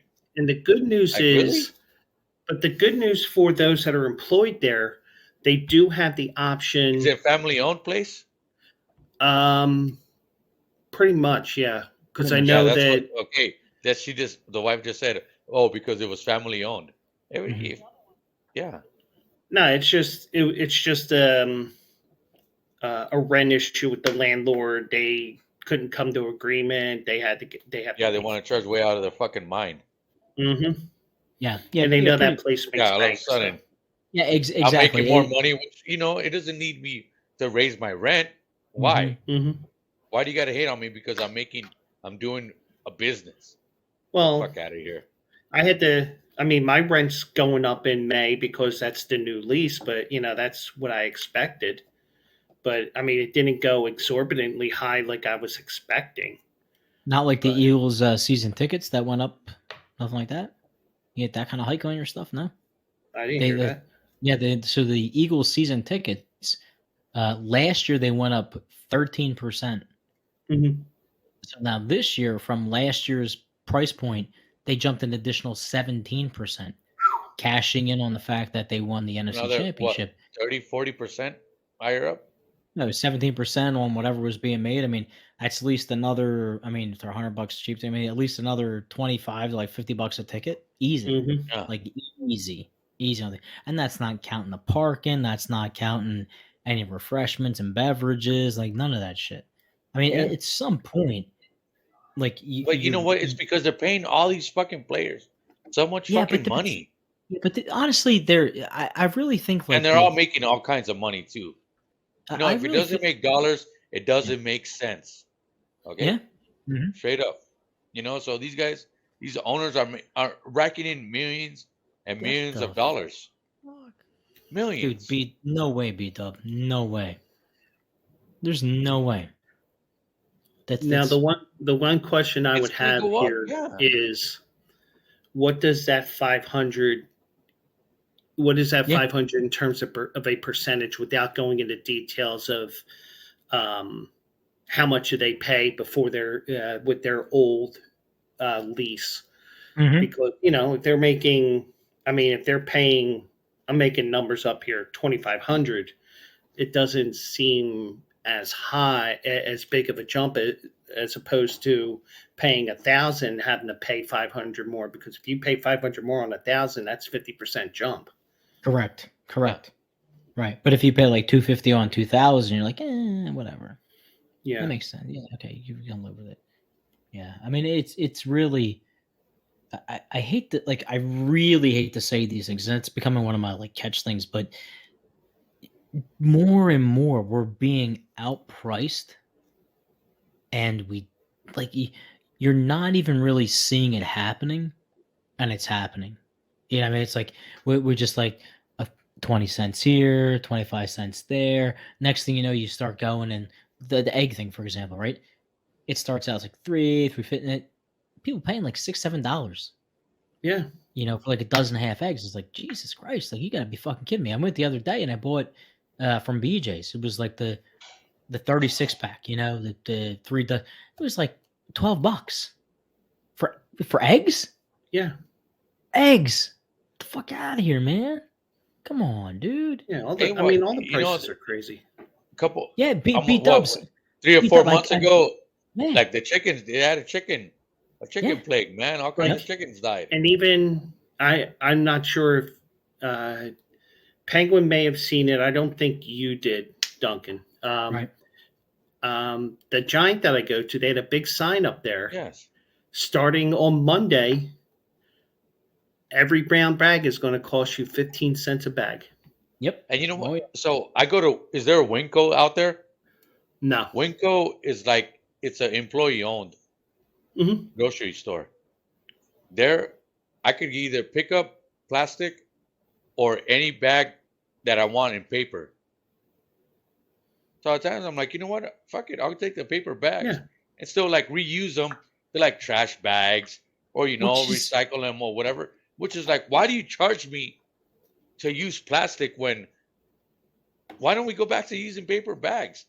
Where, I could reuse them again. I reuse all the plastic bags anyway. And Well, plastic bags are reusable if you really. Times, like, I get so many, All right, so many we fucking have bags in it. breaking, rocking Reese Oh, news. Not to hold cut on. you off. Yeah. He is 2 songs deep away from getting up there on the dance floor, Oh. and he's back.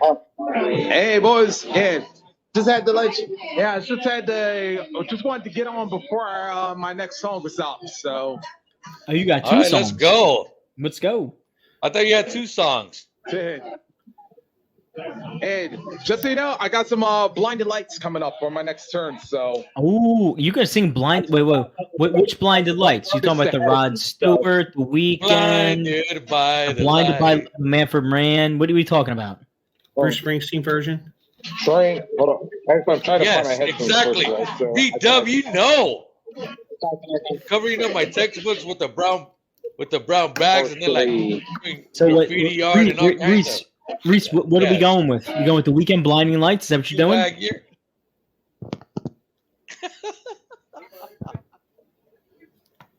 Reese. All right. Yes. You going? I had to You're put it in fucking because I was crazy, trying to make Love sure you, brother.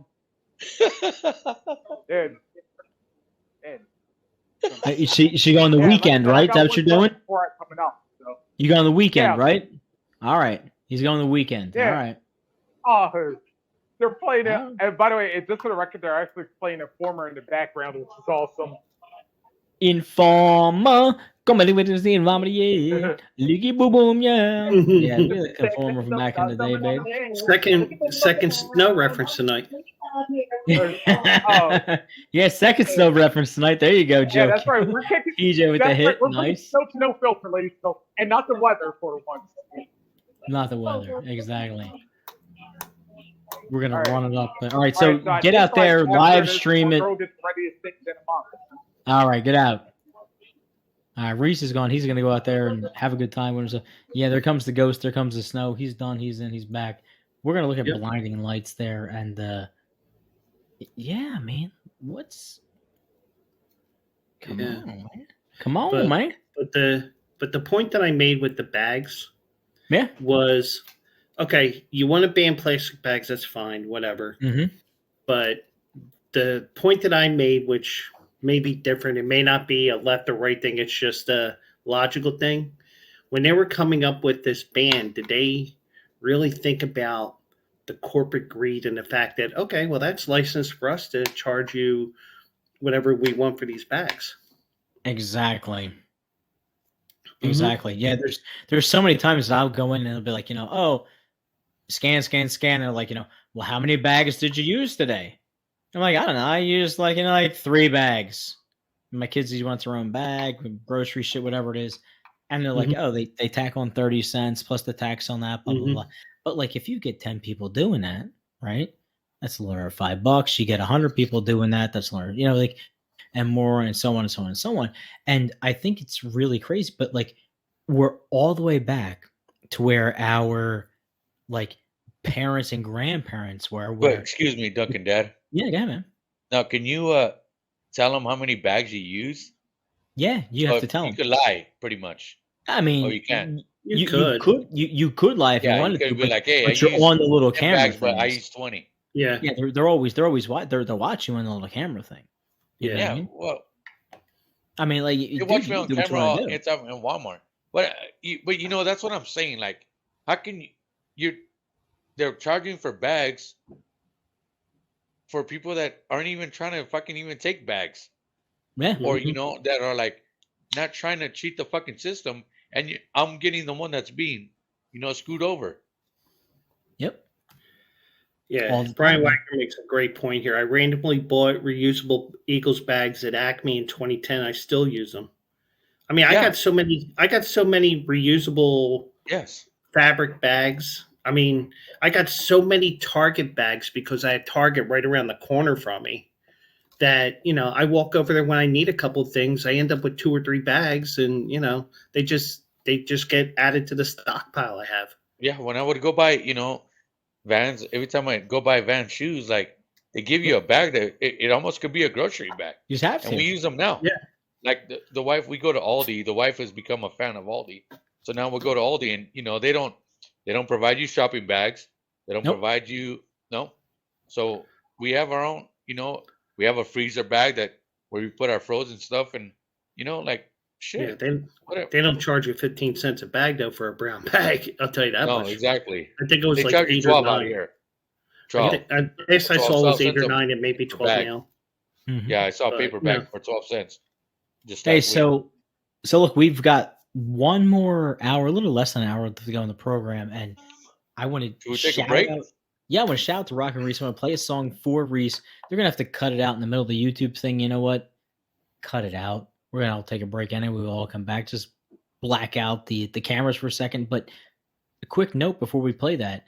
In 1920, Plymouth Rock was at sea level. In 2023, it is still at sea level.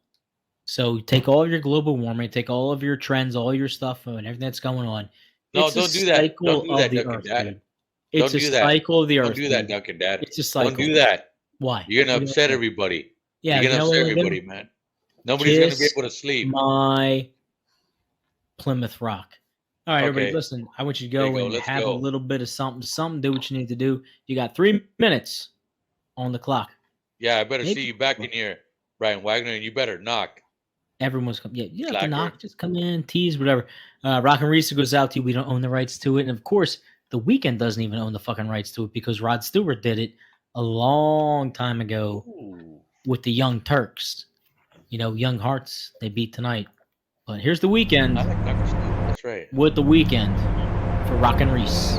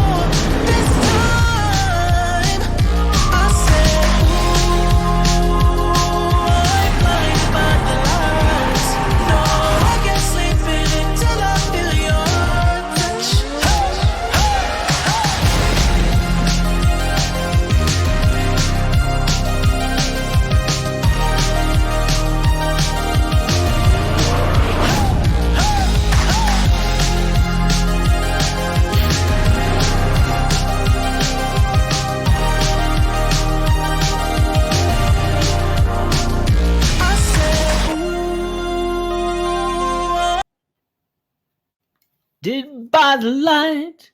Of course, The Weeknd makes his Grammy-winning record, all that happy horse shit, taking stuff away. Listen, I'm going to put it on. I'm going to put it out. I'm going to pull it in, pull it out. Do this, do that, do up, do down. We did it like this. We did it like that. We did it with a football bat. But this is where it came from. And I first heard this, and the minute that I heard the chorus and the beat and the drop, I was all over it. I've got like the ex was like, "Oh, this is amazing! It's a great song." I'm like, "Yeah, it's a Rod Stewart song from like 1982." Come on, pay the homage. There it is. We're not going to. So I move it seriously. I mean, like nothing. Yeah, no, not Man for Man's Earth Band. No, that's the other Blinded by the Light. Yeah. Mm-hmm. So originally, like Joe Q pointed out, it was a Springsteen song, right? Springsteen and what's her face? Bonnie or what's her face? I forget her name. Anyway, yeah. Bonnie Raitt? It wasn't Bonnie Raitt. No, it was it could have been his wife too, before she was his wife. Oh, yeah. Yeah, I know. I can't think. It does scream B101. It was written by Bruce Springsteen. Yes. It was on his debut album, Greetings from Raspberry Park. Man for Man covered it in 1977. There you go. So, you know, the greatest thing about Man for Man was they had that late, like, I mean, I wouldn't even call it the harpsichord-y version in the 70s because it kind of transitioned over a little bit in the late 60s, but they had that wacky, funky, beady kind of vibe with it. So, like, Springsteen's version, really good. Live, phenomenal. I'm one of those audiophiles that goes back and I'm like, I want to see the concert that he had at fucking like EBF in like 77, 78. It's amazing. Like, I mean, that shit, like, people are like, what do you YouTube at night? What do you search? I'm like, I search some weird shit. I got some rabbit holes. I'm like, that guy knew that guy and had a song and they had this, you know, venue, blah, blah, blah, blah. But anyway, a lot of these songs that like we really remember, right? It isn't necessarily the first person that really nails it, who takes it and puts a really twist on it. And there's all these one-hit wonders. We can go back in time. We can sit there and look at, like, you know, oh, who was a remake? Who did this? Who did that? Who wrote the song for someone? And yeah, you can't. Yeah, I can't make you love me. I can't, TJ. I can't. I want to, but I can't. I just can't. You don't like white chocolate, dude. I'm sorry. I'm just sorry. I mean, I'm a little pecan every now and then. I try to, you know, get everybody involved, but I can't. I just can't be that way, man. I can't be that way. We're all pink on the inside, buddy. All pink on the inside. Oh, and I did see that there was breaking news about an hour ago. Yes, what happened? Zach Pascal was assaulted and robbed at gunpoint in Maryland. No, he wasn't. Mm-hmm. The Zach Pascal. Mm-hmm. The Philadelphia Eagle wide receiver. Action News has learned that Eagles wide receiver Zach Pascal was assaulted and robbed at gunpoint on Friday in Upper Marlboro, Maryland, which is right outside of D.C. He went to Old Dominion, right? He played Old Dominion. Yeah. I'm pretty sure he went to Old Dominion. I can check that for you here. But he had 150, he had a, I'll be able to tell you that in a second because I started looking up something else.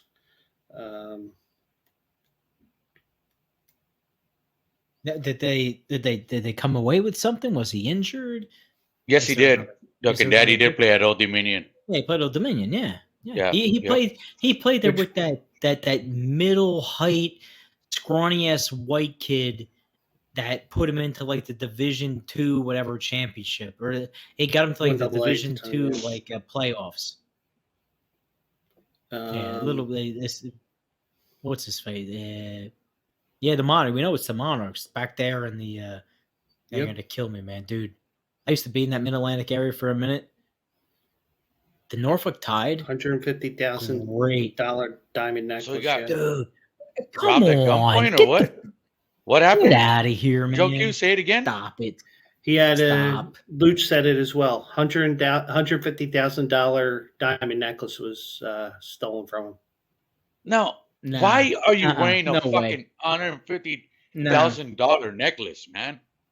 Exactly. Like, why? No. Why? Look, it don't even Look matter. at what's his face. It does not He even just, matter if you make enough money to afford a $150 Exactly. fucking necklace, you know? Yes, exactly. And you know what? I'm going to bring in a different tone into the rap scene.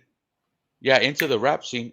Look at that great rapper, which he's got some bars, or he had some good songs. I don't know if you guys listen to rap, but Young Dolph, the guy was spawning all this money, and he got smoked at a bakery.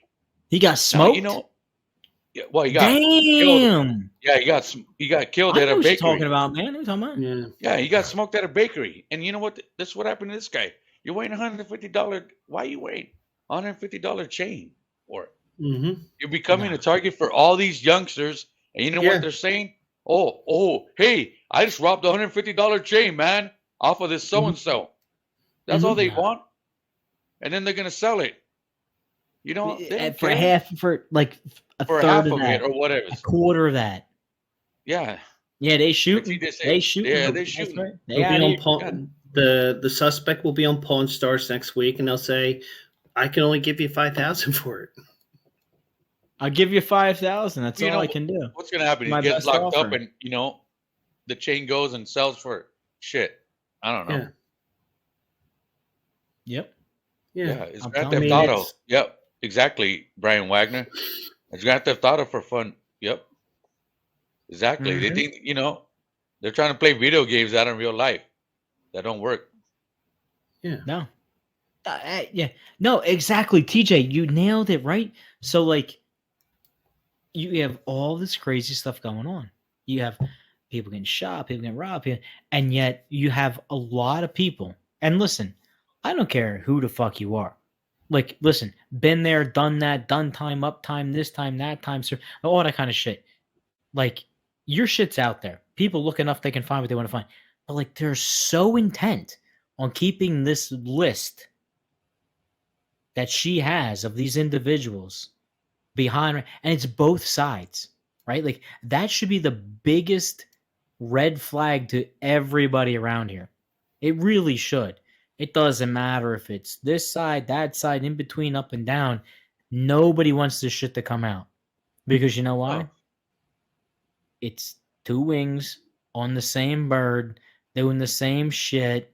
It's like one hand washing the other. People don't know. I mean, look, there's good ideas up and down both sides. There really is. But listen, people keep getting screwed. And tell me we're not. Interest rates are at 7% on a house. They haven't been this high since the early 80s. How the fuck do you expect people to invest? You don't. You know why? You're purposely making it so people can't buy a home, so you can keep them in the renter cycle, so you can control what they're doing with their stuff. And people who step outside of that box, you don't like them. You really don't like them. You don't want them to speak up. You don't want them to have a voice. There was a video that I saved from my Instagram earlier, and it was called the bystander effect. So this young lady, she comes on, and she's giving her little speech, and she's like, I walked into the classroom one day when I was 16. All the desks were put into a circle. Inside the circle, there was another desk with a goldfish on top of it. The teacher was standing inside of it, and there was a little bit of space for the teacher to get out. He told everybody, he was like, if you move from your desk, every single one of you will fail. You will What not. up, bro? What's up, bro? What up? Finally made it. Yeah, listen. You're a little behind. Hold on. Play action real, Yeah. Go ahead. Keep going with the story. I'm listening. Oh no, hold, wait a second. I need to do this because hold on. Wait a minute. Oh, yeah, Rainbird action, yo. We got Rainbird action, yo. Yeah, we got Rainbird action, man. That's straight 16 hole waste management open action. That's right. And we got the little, like, you see this here, folks? Matches with the shoes that I have. Play action was looking out, man. He was a player. Oh yeah, I was like, wait a minute. He might like this. So while you were off dilly-dallying with the family, being like a good family person and watching I was with the my Sun friend Devils, at the ASU game. Yeah. how do you like? No, you were picking up 19-year-olds. Not coming. I didn't get any text messages. Fork 'em, baby. I didn't get any text messages. I'm just saying. Put up the fork, baby.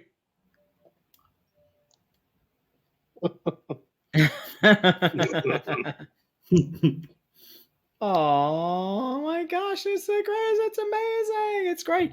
But yeah, dude.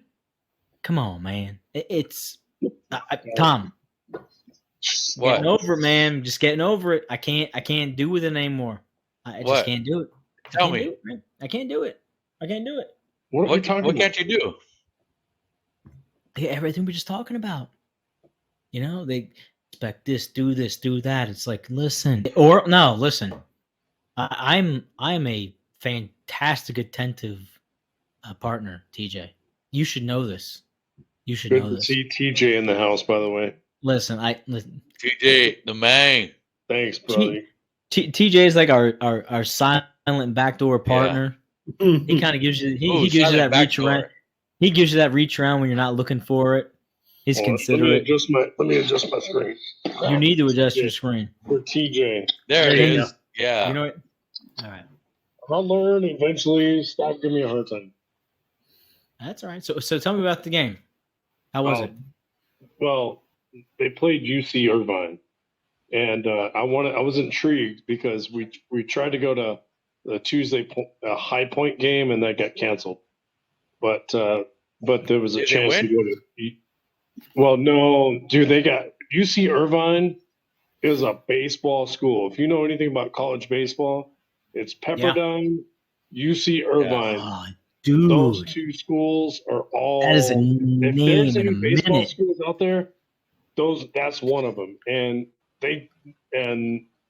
ASU got up 1-0. Well, and then boom, 5-run inning. And on our lefty, and then ouch. And then we chipped away. It was still a game. It was 5-2, 5-3, and then boom, a 6-run inning. Then they had a 4-run inning. But our infield, there was 4 errors in that game. 3 on the infield and 1 on the pitcher. So it was like you beat yourself. So that was my synopsis of the game. I did get an interview, and I think you'll be proud of me. I got all right. This guy was John. He was like of the guest services, and he had the best take. And I'll share that. I'll probably just like email that to AJ or something, or even Thanks, you. Luch. So. Thanks for hanging out with us tonight. Have a great night, Luch. buddy. Luch, get the fuck out of here. Go to bed. Much appreciated, Luch. Motherfucker. Yeah, get the fuck out of here. Go watch your. Bring me some wine next time, Luch. Listen, I got shit. Coyotes around here, Bubba. I came in to fucking. Play action showing up after being with the family, working all day, putting in some hard work. Fan too, Luch. I mean, what are you doing? We got 2 people at a college baseball game, and I'm you got like half a bottle of wine down, Luch. A little cab sauv, a little too much in your head. I'm gonna show up in Marlton and kick your ass. Look forward to your show. Yeah, we're gonna. I don't know when he's gonna start his show, but at some point, I'm gonna plug in. The Philly Guy Speaks Tuesday and Thursdays. Retro ads with our boy Play Action Real, who got me on this, started me on my thing. Retro ads with Steven Lurker, as well as our great main dude Duncan Dad. Pouring Perspective, Monday, Wednesday, Fridays. Let's go. Come on. Rock and Reese on Saturday. I'm working a little bit of thing. I'm working on something. I'm working on something. I might, in the next, I don't know. I might be Luch. You're bringing heat. You're bringing heat. All right. I might be Luch to start a show. There you go. I doubt it, but I'm getting there. We're gonna try to do something. Let me know what we can do, man. I need to play a little something quick. Yeah, Tripod Theater.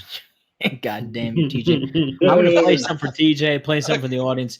Give me I'm gonna get 2 minutes of this, just because You know how we do it, TJ. you were there, I was there, Joe was there. It was back in the day. This was Roosevelt Boulevard, Grant Avenue, Northeast Philadelphia.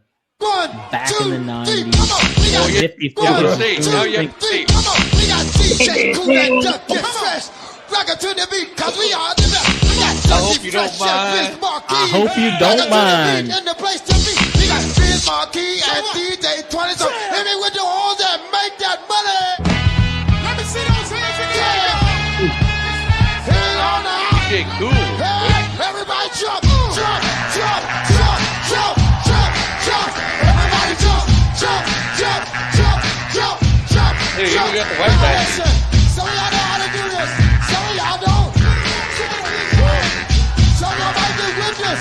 Some of y'all won't be listening. Let me clear my throat. Let's go, y'all. Oh, say what? Have mercy, baby. I hope you don't mind. Let me clear my throat. Come on, TJ, let's go. Here we go.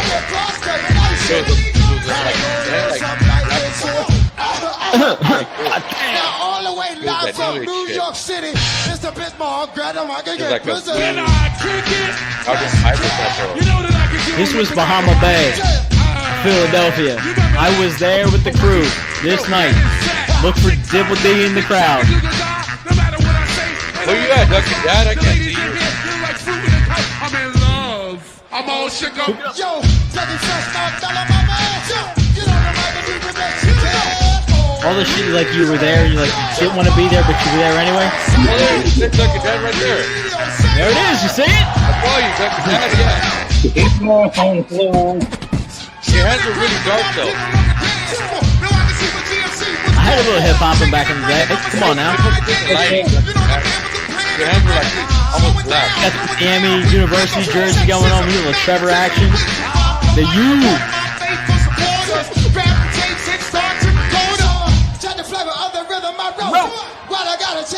Let me clear my throat.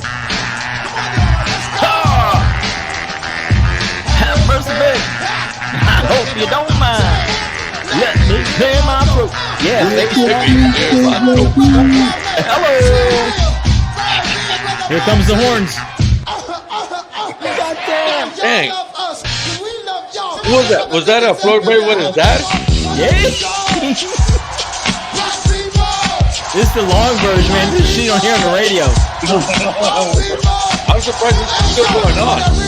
Man, it's like 4, 412, 413. That's because nobody cares about DJ Cool anymore. Oh man, come on, DJ Cool. Tony loves this shit.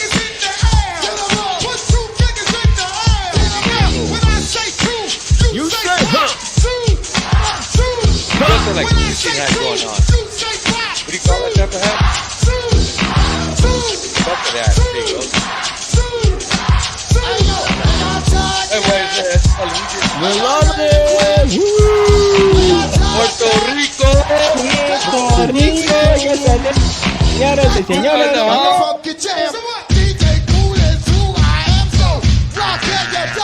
That's like the best up to the 90s, man. It seriously is.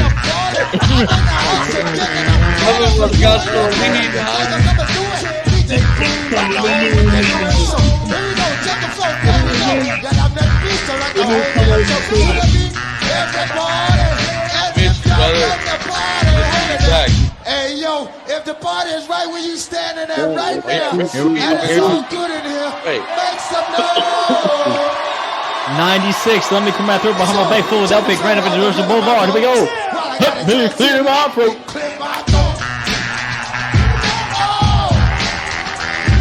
Have mercy, baby. I hope you don't mind. With Smiles on your face, right there. oh man, Yeah. that was a great time. Well, Yeah. Definitely, man, great time back in the day, man. It's Yeah. like you get to those and everybody has them. Like Jeff's got him, Joe's got him, Tom's got him, TJ, B, Dub, Luke, or Lucci. Everybody you don't know when you're going through these moments. And I see David D out there hiding in the backgrounds. We're going to get out the little cabaret out there on the main line because I promised them we go out there. And we had a whole conversation about the cabaret. I know we did start it last week, and I was a little, but there was, when they first started that stuff, and I was working out there, Souderton, Hatfield, Lansdale area. Oh, yeah, I see you, Dave. You see me, Dave? You see me, Dave? Dave Yeah, I sees me see now. you, Dave. I'm waking Dave up now. I know, right? So, I like, know. everybody Come on, in Dave. everybody in the little, like, township, they all hated the cabaret. Everybody's like, this is horrible. There's scandalous young women out there, and they're dancing, and it's awful.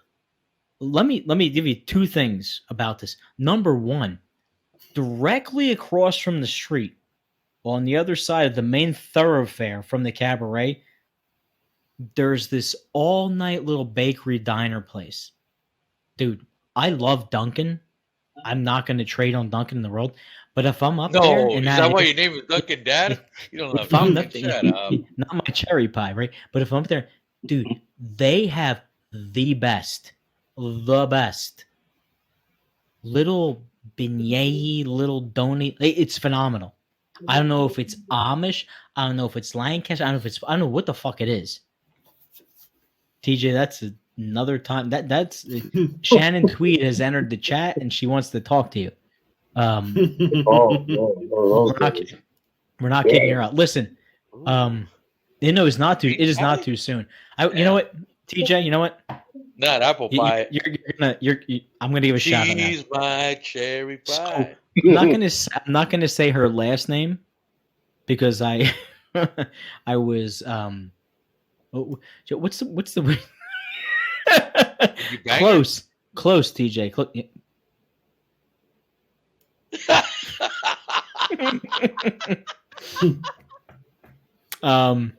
Hey, the wife said it. Oh, it's good to see. Why you gotta be like that, man? Why you gotta do that to a player? Why you gotta do that? Why you gotta do that? All right. Well, he hasn't seen you in a while. That's why. Come on, man. Come on, man. He's been around. This was like, holy shit. This was a young. I was probably like David D, but this was a young man. I was so. Her name was Sophia. That's all you need to know. Man, it was one of those. It was one of those situations where like you went to help a third part, or you went to help a main issue. Your main squeeze? No. You went to a God. How do I say this without giving me the entire? grief is nature's most powerful. Here's our nature's mood. Yeah. So yeah, real quickly. Look at TJ, you kill me, bro. That's right. You kill me, Teach. Oh shit. Yeah, it was fine. It was good. It was good. I was informed that it would be judicious and beneficial to everyone involved not to include certain individuals in any sort of extracurricular outside of whatever relationship sort of thing. But dude, I was, 4 from 8 to 22, 23 years old at the time, living the dream. Yeah. But That's full of piss and vinegar. Oh, as they say. TJ, dude, you do not type any more. I will talk to you privately. Do not bring anything else up. It was great. Sophia, amazing. Hope you're doing completely well out there in the world. Family in California. Hopefully we can get together. I won't track you down. Amazing. It was really good because from where I was coming at in like the city all the way out to work out there, it made it all worth it. It definitely made it all worth it. But again, I know nothing. I see nothing. I say nothing. I admit nothing, deny everything, demand proof, and if not, I make counter accusation. Is there a restraining order? We alleviated that. Is there a statute of limitations? That's gone. That's gone. Yeah, that's gone. We're good. Everything is good. Everything is clear. Everything is clear. And it was her on me, not me to her. They can't keep their hands off. Yeah, they can't, and nobody can blame you for anything now. I was actually, Tom and Jeff know this, and I'm not going to name her by name whatsoever. But a certain individual who was present, who was providing some copious amounts of protein and carbohydrates in the form of whatever while we were there. I was like, hey, I'll be out in Arizona. How you doing? Blah, blah, blah, blah, blah. And she's like, oh my God, how you been? I can't wait to jump tackle you. And I'm like, okay. All right. Like, what am I going to say? Oh no, don't do that to me. Stop. Don't do that to me. It's going to hurt. Don't. Exactly, TJ. Be gentle. I'm soft. Be gentle. Yeah. I'm a Gumby. Don't do that. Jeez. Who was it? Was Dunkin' Dad would attract it was like Austin. I keep falling over and over and over again. Oh it's my God! First time. Exactly. Oh, yeah. I've never done this before. I've never done that before. Yeah, I've never done this before. I've never done this before. TJ, what happened? The absolute best meme, GIF, whatever these kids call it. It's like, it's my first time. Shut the fuck up. Shut up. Yeah, seriously, exactly. Shut up. Shut up. Just, I mean, like, is it supposed to? just at this point, does it burn? Just own it. Burn? Just own it. At this point, just own it. And look, listen, everybody who's listening to this afterwards, look, 3 daughters, everybody on the panel's got to come. Listen, like, we are fully aware of the situations and fully informing of the people before us and after us. It's like, laugh at yourself, actually acknowledge what's going on. Don't beat around the fucking bush unless you want to beat around the bush because they like beat around the bush, and sometimes beat around the bush is a good thing. Hashtag foreplay. But sometimes it's actually hardwood instead of bush. Hardwood, bushwood, deepwood, morning wood. There's a supplement. Look it up. I'm sure there's a promo code. Come on now. I'm the same like you, Duncan. Dad, I got nothing but women in my life. Nothing Seriously. but women. I am 100% honest with all the women in my fucking life. Like I know what's gonna happen. Yep. Whatever. Like guys suck. Up to you. They want to be with you. They're all dickheads. they want to do is, don't try to tell me that guys just don't want to fuck. They do. Guys are listen. They do. We're dogs, man. I still want to look at. I still look at women, and the wife will tell me, like, you look at her like you got that. You got that right, like, yeah, I just like put her up and like twisted her and did whatever I wanted with her. But then, like, whatever. But it's like I know and I get it. Having girls in my life, that's all I could do. Or that's all I can make. So I want to tell everybody. I want to tell everybody a secret, right? I want to break the. I don't know if guys. No, you're the boss, TJ. You're the guys. fucking boss. I don't know if guys want to go this way, but I'm going to do this. I'm going to, ladies, later on. Love you, bro. Daughters, you understand this already. Not all the way because you're young, but you're gay. Like I've put this down in case God forbid something happens to me. Like you can, like, I'll say this: if you have children, you should really do this, and I really, really mean this. Like, there's never been a time in our history, even if sons, right? Like, there's never been a time in our history where you can actually like leave ahead notes and experiences and life lessons to your kids. Or people around you. So I have written emails, and I adjust them, to my daughters as they've grown up. Find someone who supports you, who loves you, who cares for you, like all these things. Like come on, like you have an opportunity to throw it out there. It's going to live in perpetuity forever. Let's go. And yes, it's a little selfish, but at the same time, you want to like make sure they have your voice as they go forward. So when they get in some fucked up situation, they're like, oh no, I've heard this before. I know where this is coming from. And because we go all the way back, as Jeff likes to say, like zzz, there goes DD pulling all the subjects back together. Yeah. Figuring out what you're going to do with your life. I don't care. Be happy, but be aware of da da da da da. I say all the time. Damn Listen, right. I say all the time. So you're Men are sucking very back. simple. Men are very simple. They want you to feed them, right? They want you to be their friend. When you are a friend with a man, you give them just enough. You're involved. You let them do their thing. They go about their way. You go about your way. And you know what? I say the F them for the third F, but the intimacy thing. If you can do those three things, a man will do anything for you. Yeah. Anything. And they will watch Okay, Dad, YouTube it's happened when videos. I was growing up. They will watch YouTube videos and build you a table. How was it when we were growing up? For most of us that are our age, how was it when we were growing up, Duncan, Dad? You know what? That's what moms did. That's what they did, man. You know what? Did the 3 Fs and let's go, or did whatever. You know, hey, Feed me. why did I marry? Be why my did friend. Yes. Boom. Done. A way to It's a man's all heart you. is to his stomach. Dude, men are and then so. the second one is We are so the simple. next one is it just. You know what? I don't even care. Just jack me off sometimes. That's all you have to do. I don't fucking care. Yeah, Simple. just do that. Seriously, simple. Yeah. Men are very. And then I'm gonna go very walk simple. away. I'm gonna go mow the lawn or go like do something. And you know what? Later I'll on, we'll mow take the a shower lawn. and I'll I'll mow do whatever your else you lawn. want. I'll paint the house. Yes. I'll paint your house. I mean, tell me what you want to do. Come Let's on, go. man. Seriously, man. Come on. man.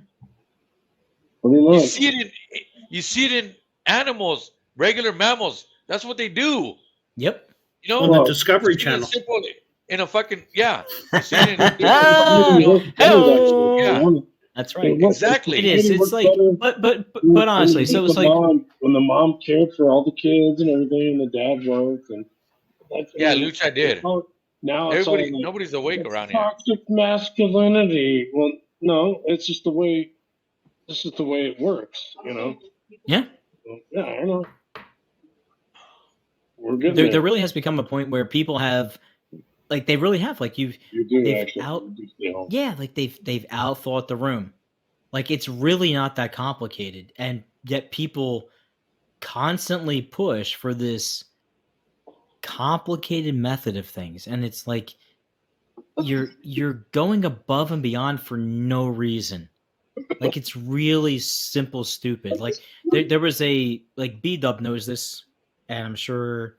Let me see what else is in the chat. Let me see what I was about to chat. Say, Luce knows a little bit, maybe T-Jax, but like there was a thing when you were in like the military or law enforcement, and it was like you keep it simple, stupid. You just keep it simple. Like, guys in relationships, just keep it simple, stupid. Seriously, like, we will do anything. Anything. It's like, oh, Tom, you look so hot today. You're so cute, and you're like, oh, I'll build a garage for you. You won't do anything. Sure you will. We also have to be real. Like, we won't do anything. Sure you will. Not just anything. No. No, you're not telling me if she came in and she batted her eyes at you and did a little, like, shoulder to, you'd be like, sexy. what do you want, baby? I'll do it for you. You'd be all over it. I don't know. Come on. Yeah, come you on. would. Come on. Come on, dude. You're weak. Never mind. just The saying. mind is willing. What did Walter Matthau say? The mind is willing, but the flesh is weak. You'd be all over it, dude. I know. I mean, I'd be there in 2 seconds. Shit. Come on now. You're killing me. So over here. So what's going on out there in the desert for the next week before I show up and decide to infiltrate? What's going on?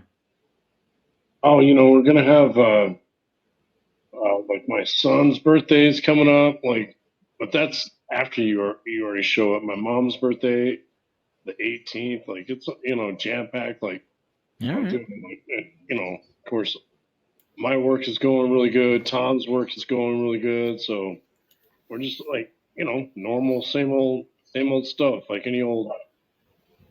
You hear the dog barking, all that good stuff. So yeah, all right. You just inspired me for the closing of tonight's show. And the traffic is madhouse. Oh yeah. I'm driving. That's what they were saying. To the west side. I went by Angels. Where the Angels? What is that? Hohokam? Mm-hmm. Oh no, Yeah, that's where the Angels. no Diablos. Diablos. Yeah, Stadium. Ho-Ho-Com's the Yeah. the Cubs, right? No, that's the No. A's. The A's. The Cubs have Yeah. Sloan Park now. Okay. It comes Okay. at Sloan Park. But I was like, hey, I would go take the 202 to go around, but I'm like, you know what? I'm gonna take the 10 or the 60. Man, it was that It's at close to the 60. Angels game was packed. Off the I-10. I mean, the Angels game was packed, and this was around 2 o'clock in the afternoon. And it's chilly still. It's like in the Yeah. 50s when it drops down. We're like, man, we're not used to Joe that. Q over here. should have book a flight. Let's go. Come out here, man. About some baseball, dude. Dude, listen, I'm I know you are, Duncan Dad. I'm coming in hot. I'm coming in hot, dude. All right. Yeah. I'll let you know, Yeah. balls deep, coming in hot where I need to be. All right. Yeah, I got every Inside, outside, up and down. Joe Q, parting shot before we get kicked off because I've got a great song to get out of here tonight with. Philly Guy Talking about Speaks the Major League. Let's go. Philly Guy Speaks Tuesday and Thursday here on No Filter. Audio only podcast will be up later tonight. I'm going to try to preview those 3 or 4 races, and I got a couple of fun stories that I found after last night's show. I love it. I love it. Play action. Late to the party. Always bringing the heat. What do you got? But appreciate you guys letting me in. Look at stacked up, racked up with the assist. That's better than fucking Devin Booker on the fucking Suns. Way to go there, stacked up, racked up. Thanks for. But I'll promise I get some of that footage. Yeah, I got that one. Toyota. But anyway, It's cute. appreciate you guys. It sounds like you got a lot of fun without me. I have to go back. No, man, it's always better with you. It's always better. Mentos freshness. It was fun, but the pleasure was as always. It's always all yours. And you guys are so gracious. Thanks for all the shout outs to all of our shows. Joe Q's shows like starting to take off. So appreciate all you guys still supporting each and every one of them. I wish I could get on all the shows, but I love you from way over here. So loving it. That's loving over here, loving over there, loving with the underwear. Yes, so Monday and Thursday, Luker. Play. You still doing Thursdays? They're just play action? No, I don't think they're doing Thursday no more. We gave it up for Joe Q. All right, so Joe Q. So we got Mondays, retro ads, Luker. Don't forget retro ads. Doing it live, and it is a hysterical show. It's like someone has gone into Luker's brain and been like, take off the restraints, just go nuts. And it's been totally phenomenal. It's great because he's getting wild, and like a lot of the people who are watching and seeing afterwards, we all recognize the original ads. Luker is like a virgin flower to these ads, and it's great. It's really, really great because it gives you that polarity of what's going on. Thursdays and Tuesdays, you got the Philly Guy Speaks, Joe Q. Wednesday, Bleach Your Brother, Midweek Sports Report, myself, AJ Johnson, Nick the Flick, Luch. And don't forget, porn perspective. Nah. Don't forget porn. No, wait. Oh, sorry. Porn. Porn perspective. Not porn perspective. It could be, Monday, but listen. Wednesdays, and Fridays. Sponsored by Pornhub. That was a shout out for my boy. Get me a Luch out there. sponsor. Just get me a sponsor. That was Pornhub. my boy for my Charity, Crystal. my boy Luch. He said it's always porn perspective. All not on board. Porn. We're all on board with that. Listen, like people are like, you have no price, you have no shame. Like, no. No, I don't. You can pay me. You can pay me. I have a number. Let's go. But anyway, Monday, Wednesday, Friday, Porn Perspective, NoFilter.net, Midweek Sports Report Show, Bleach Brothers Show, Nick the Flick, AJ Johnson, myself. Luch is on there as well. Luch's got his own show coming up, covering all the hockey stuff. Chef Tom supposed to be starting this thing, rocking Reese out there. Bleach Brothers Network's grown big, growing strong. Into the night, Tony Bruno, 7 to 9 p.m. Fridays. Joe Q, Philly Guy Speaks, Tuesdays and Thursdays. Get on No Filter. Say what you want to say. Do what you want to do. I'm not going to play that song because that's really, really... I will not ever play that song. But we will play a little bit of... This was brought to you by the CBN. This was brought to you by the Yeah, this is Sibian. all brought to you by the Sibian, all right? A little bit of this, a little bit of that. Go out, have a good night, do what you want to do. It's only 9:23 out there on the West Coast, 10:23 where you guys are at. Up.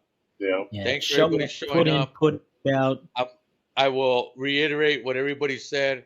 All your shows. Thanks, Joe Q, Billy Guy Speaks, Foreign Perspective, Retro Ads on.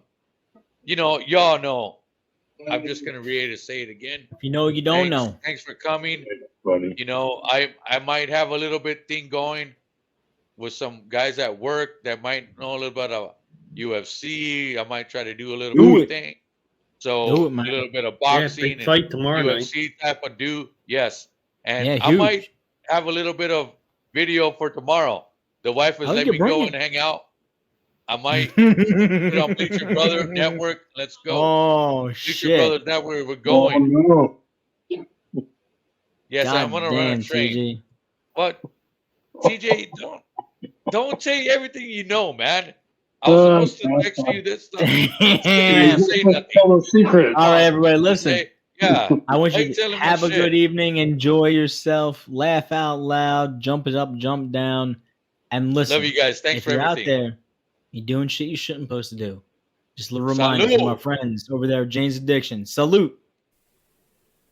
Be good to yourself, be good to others.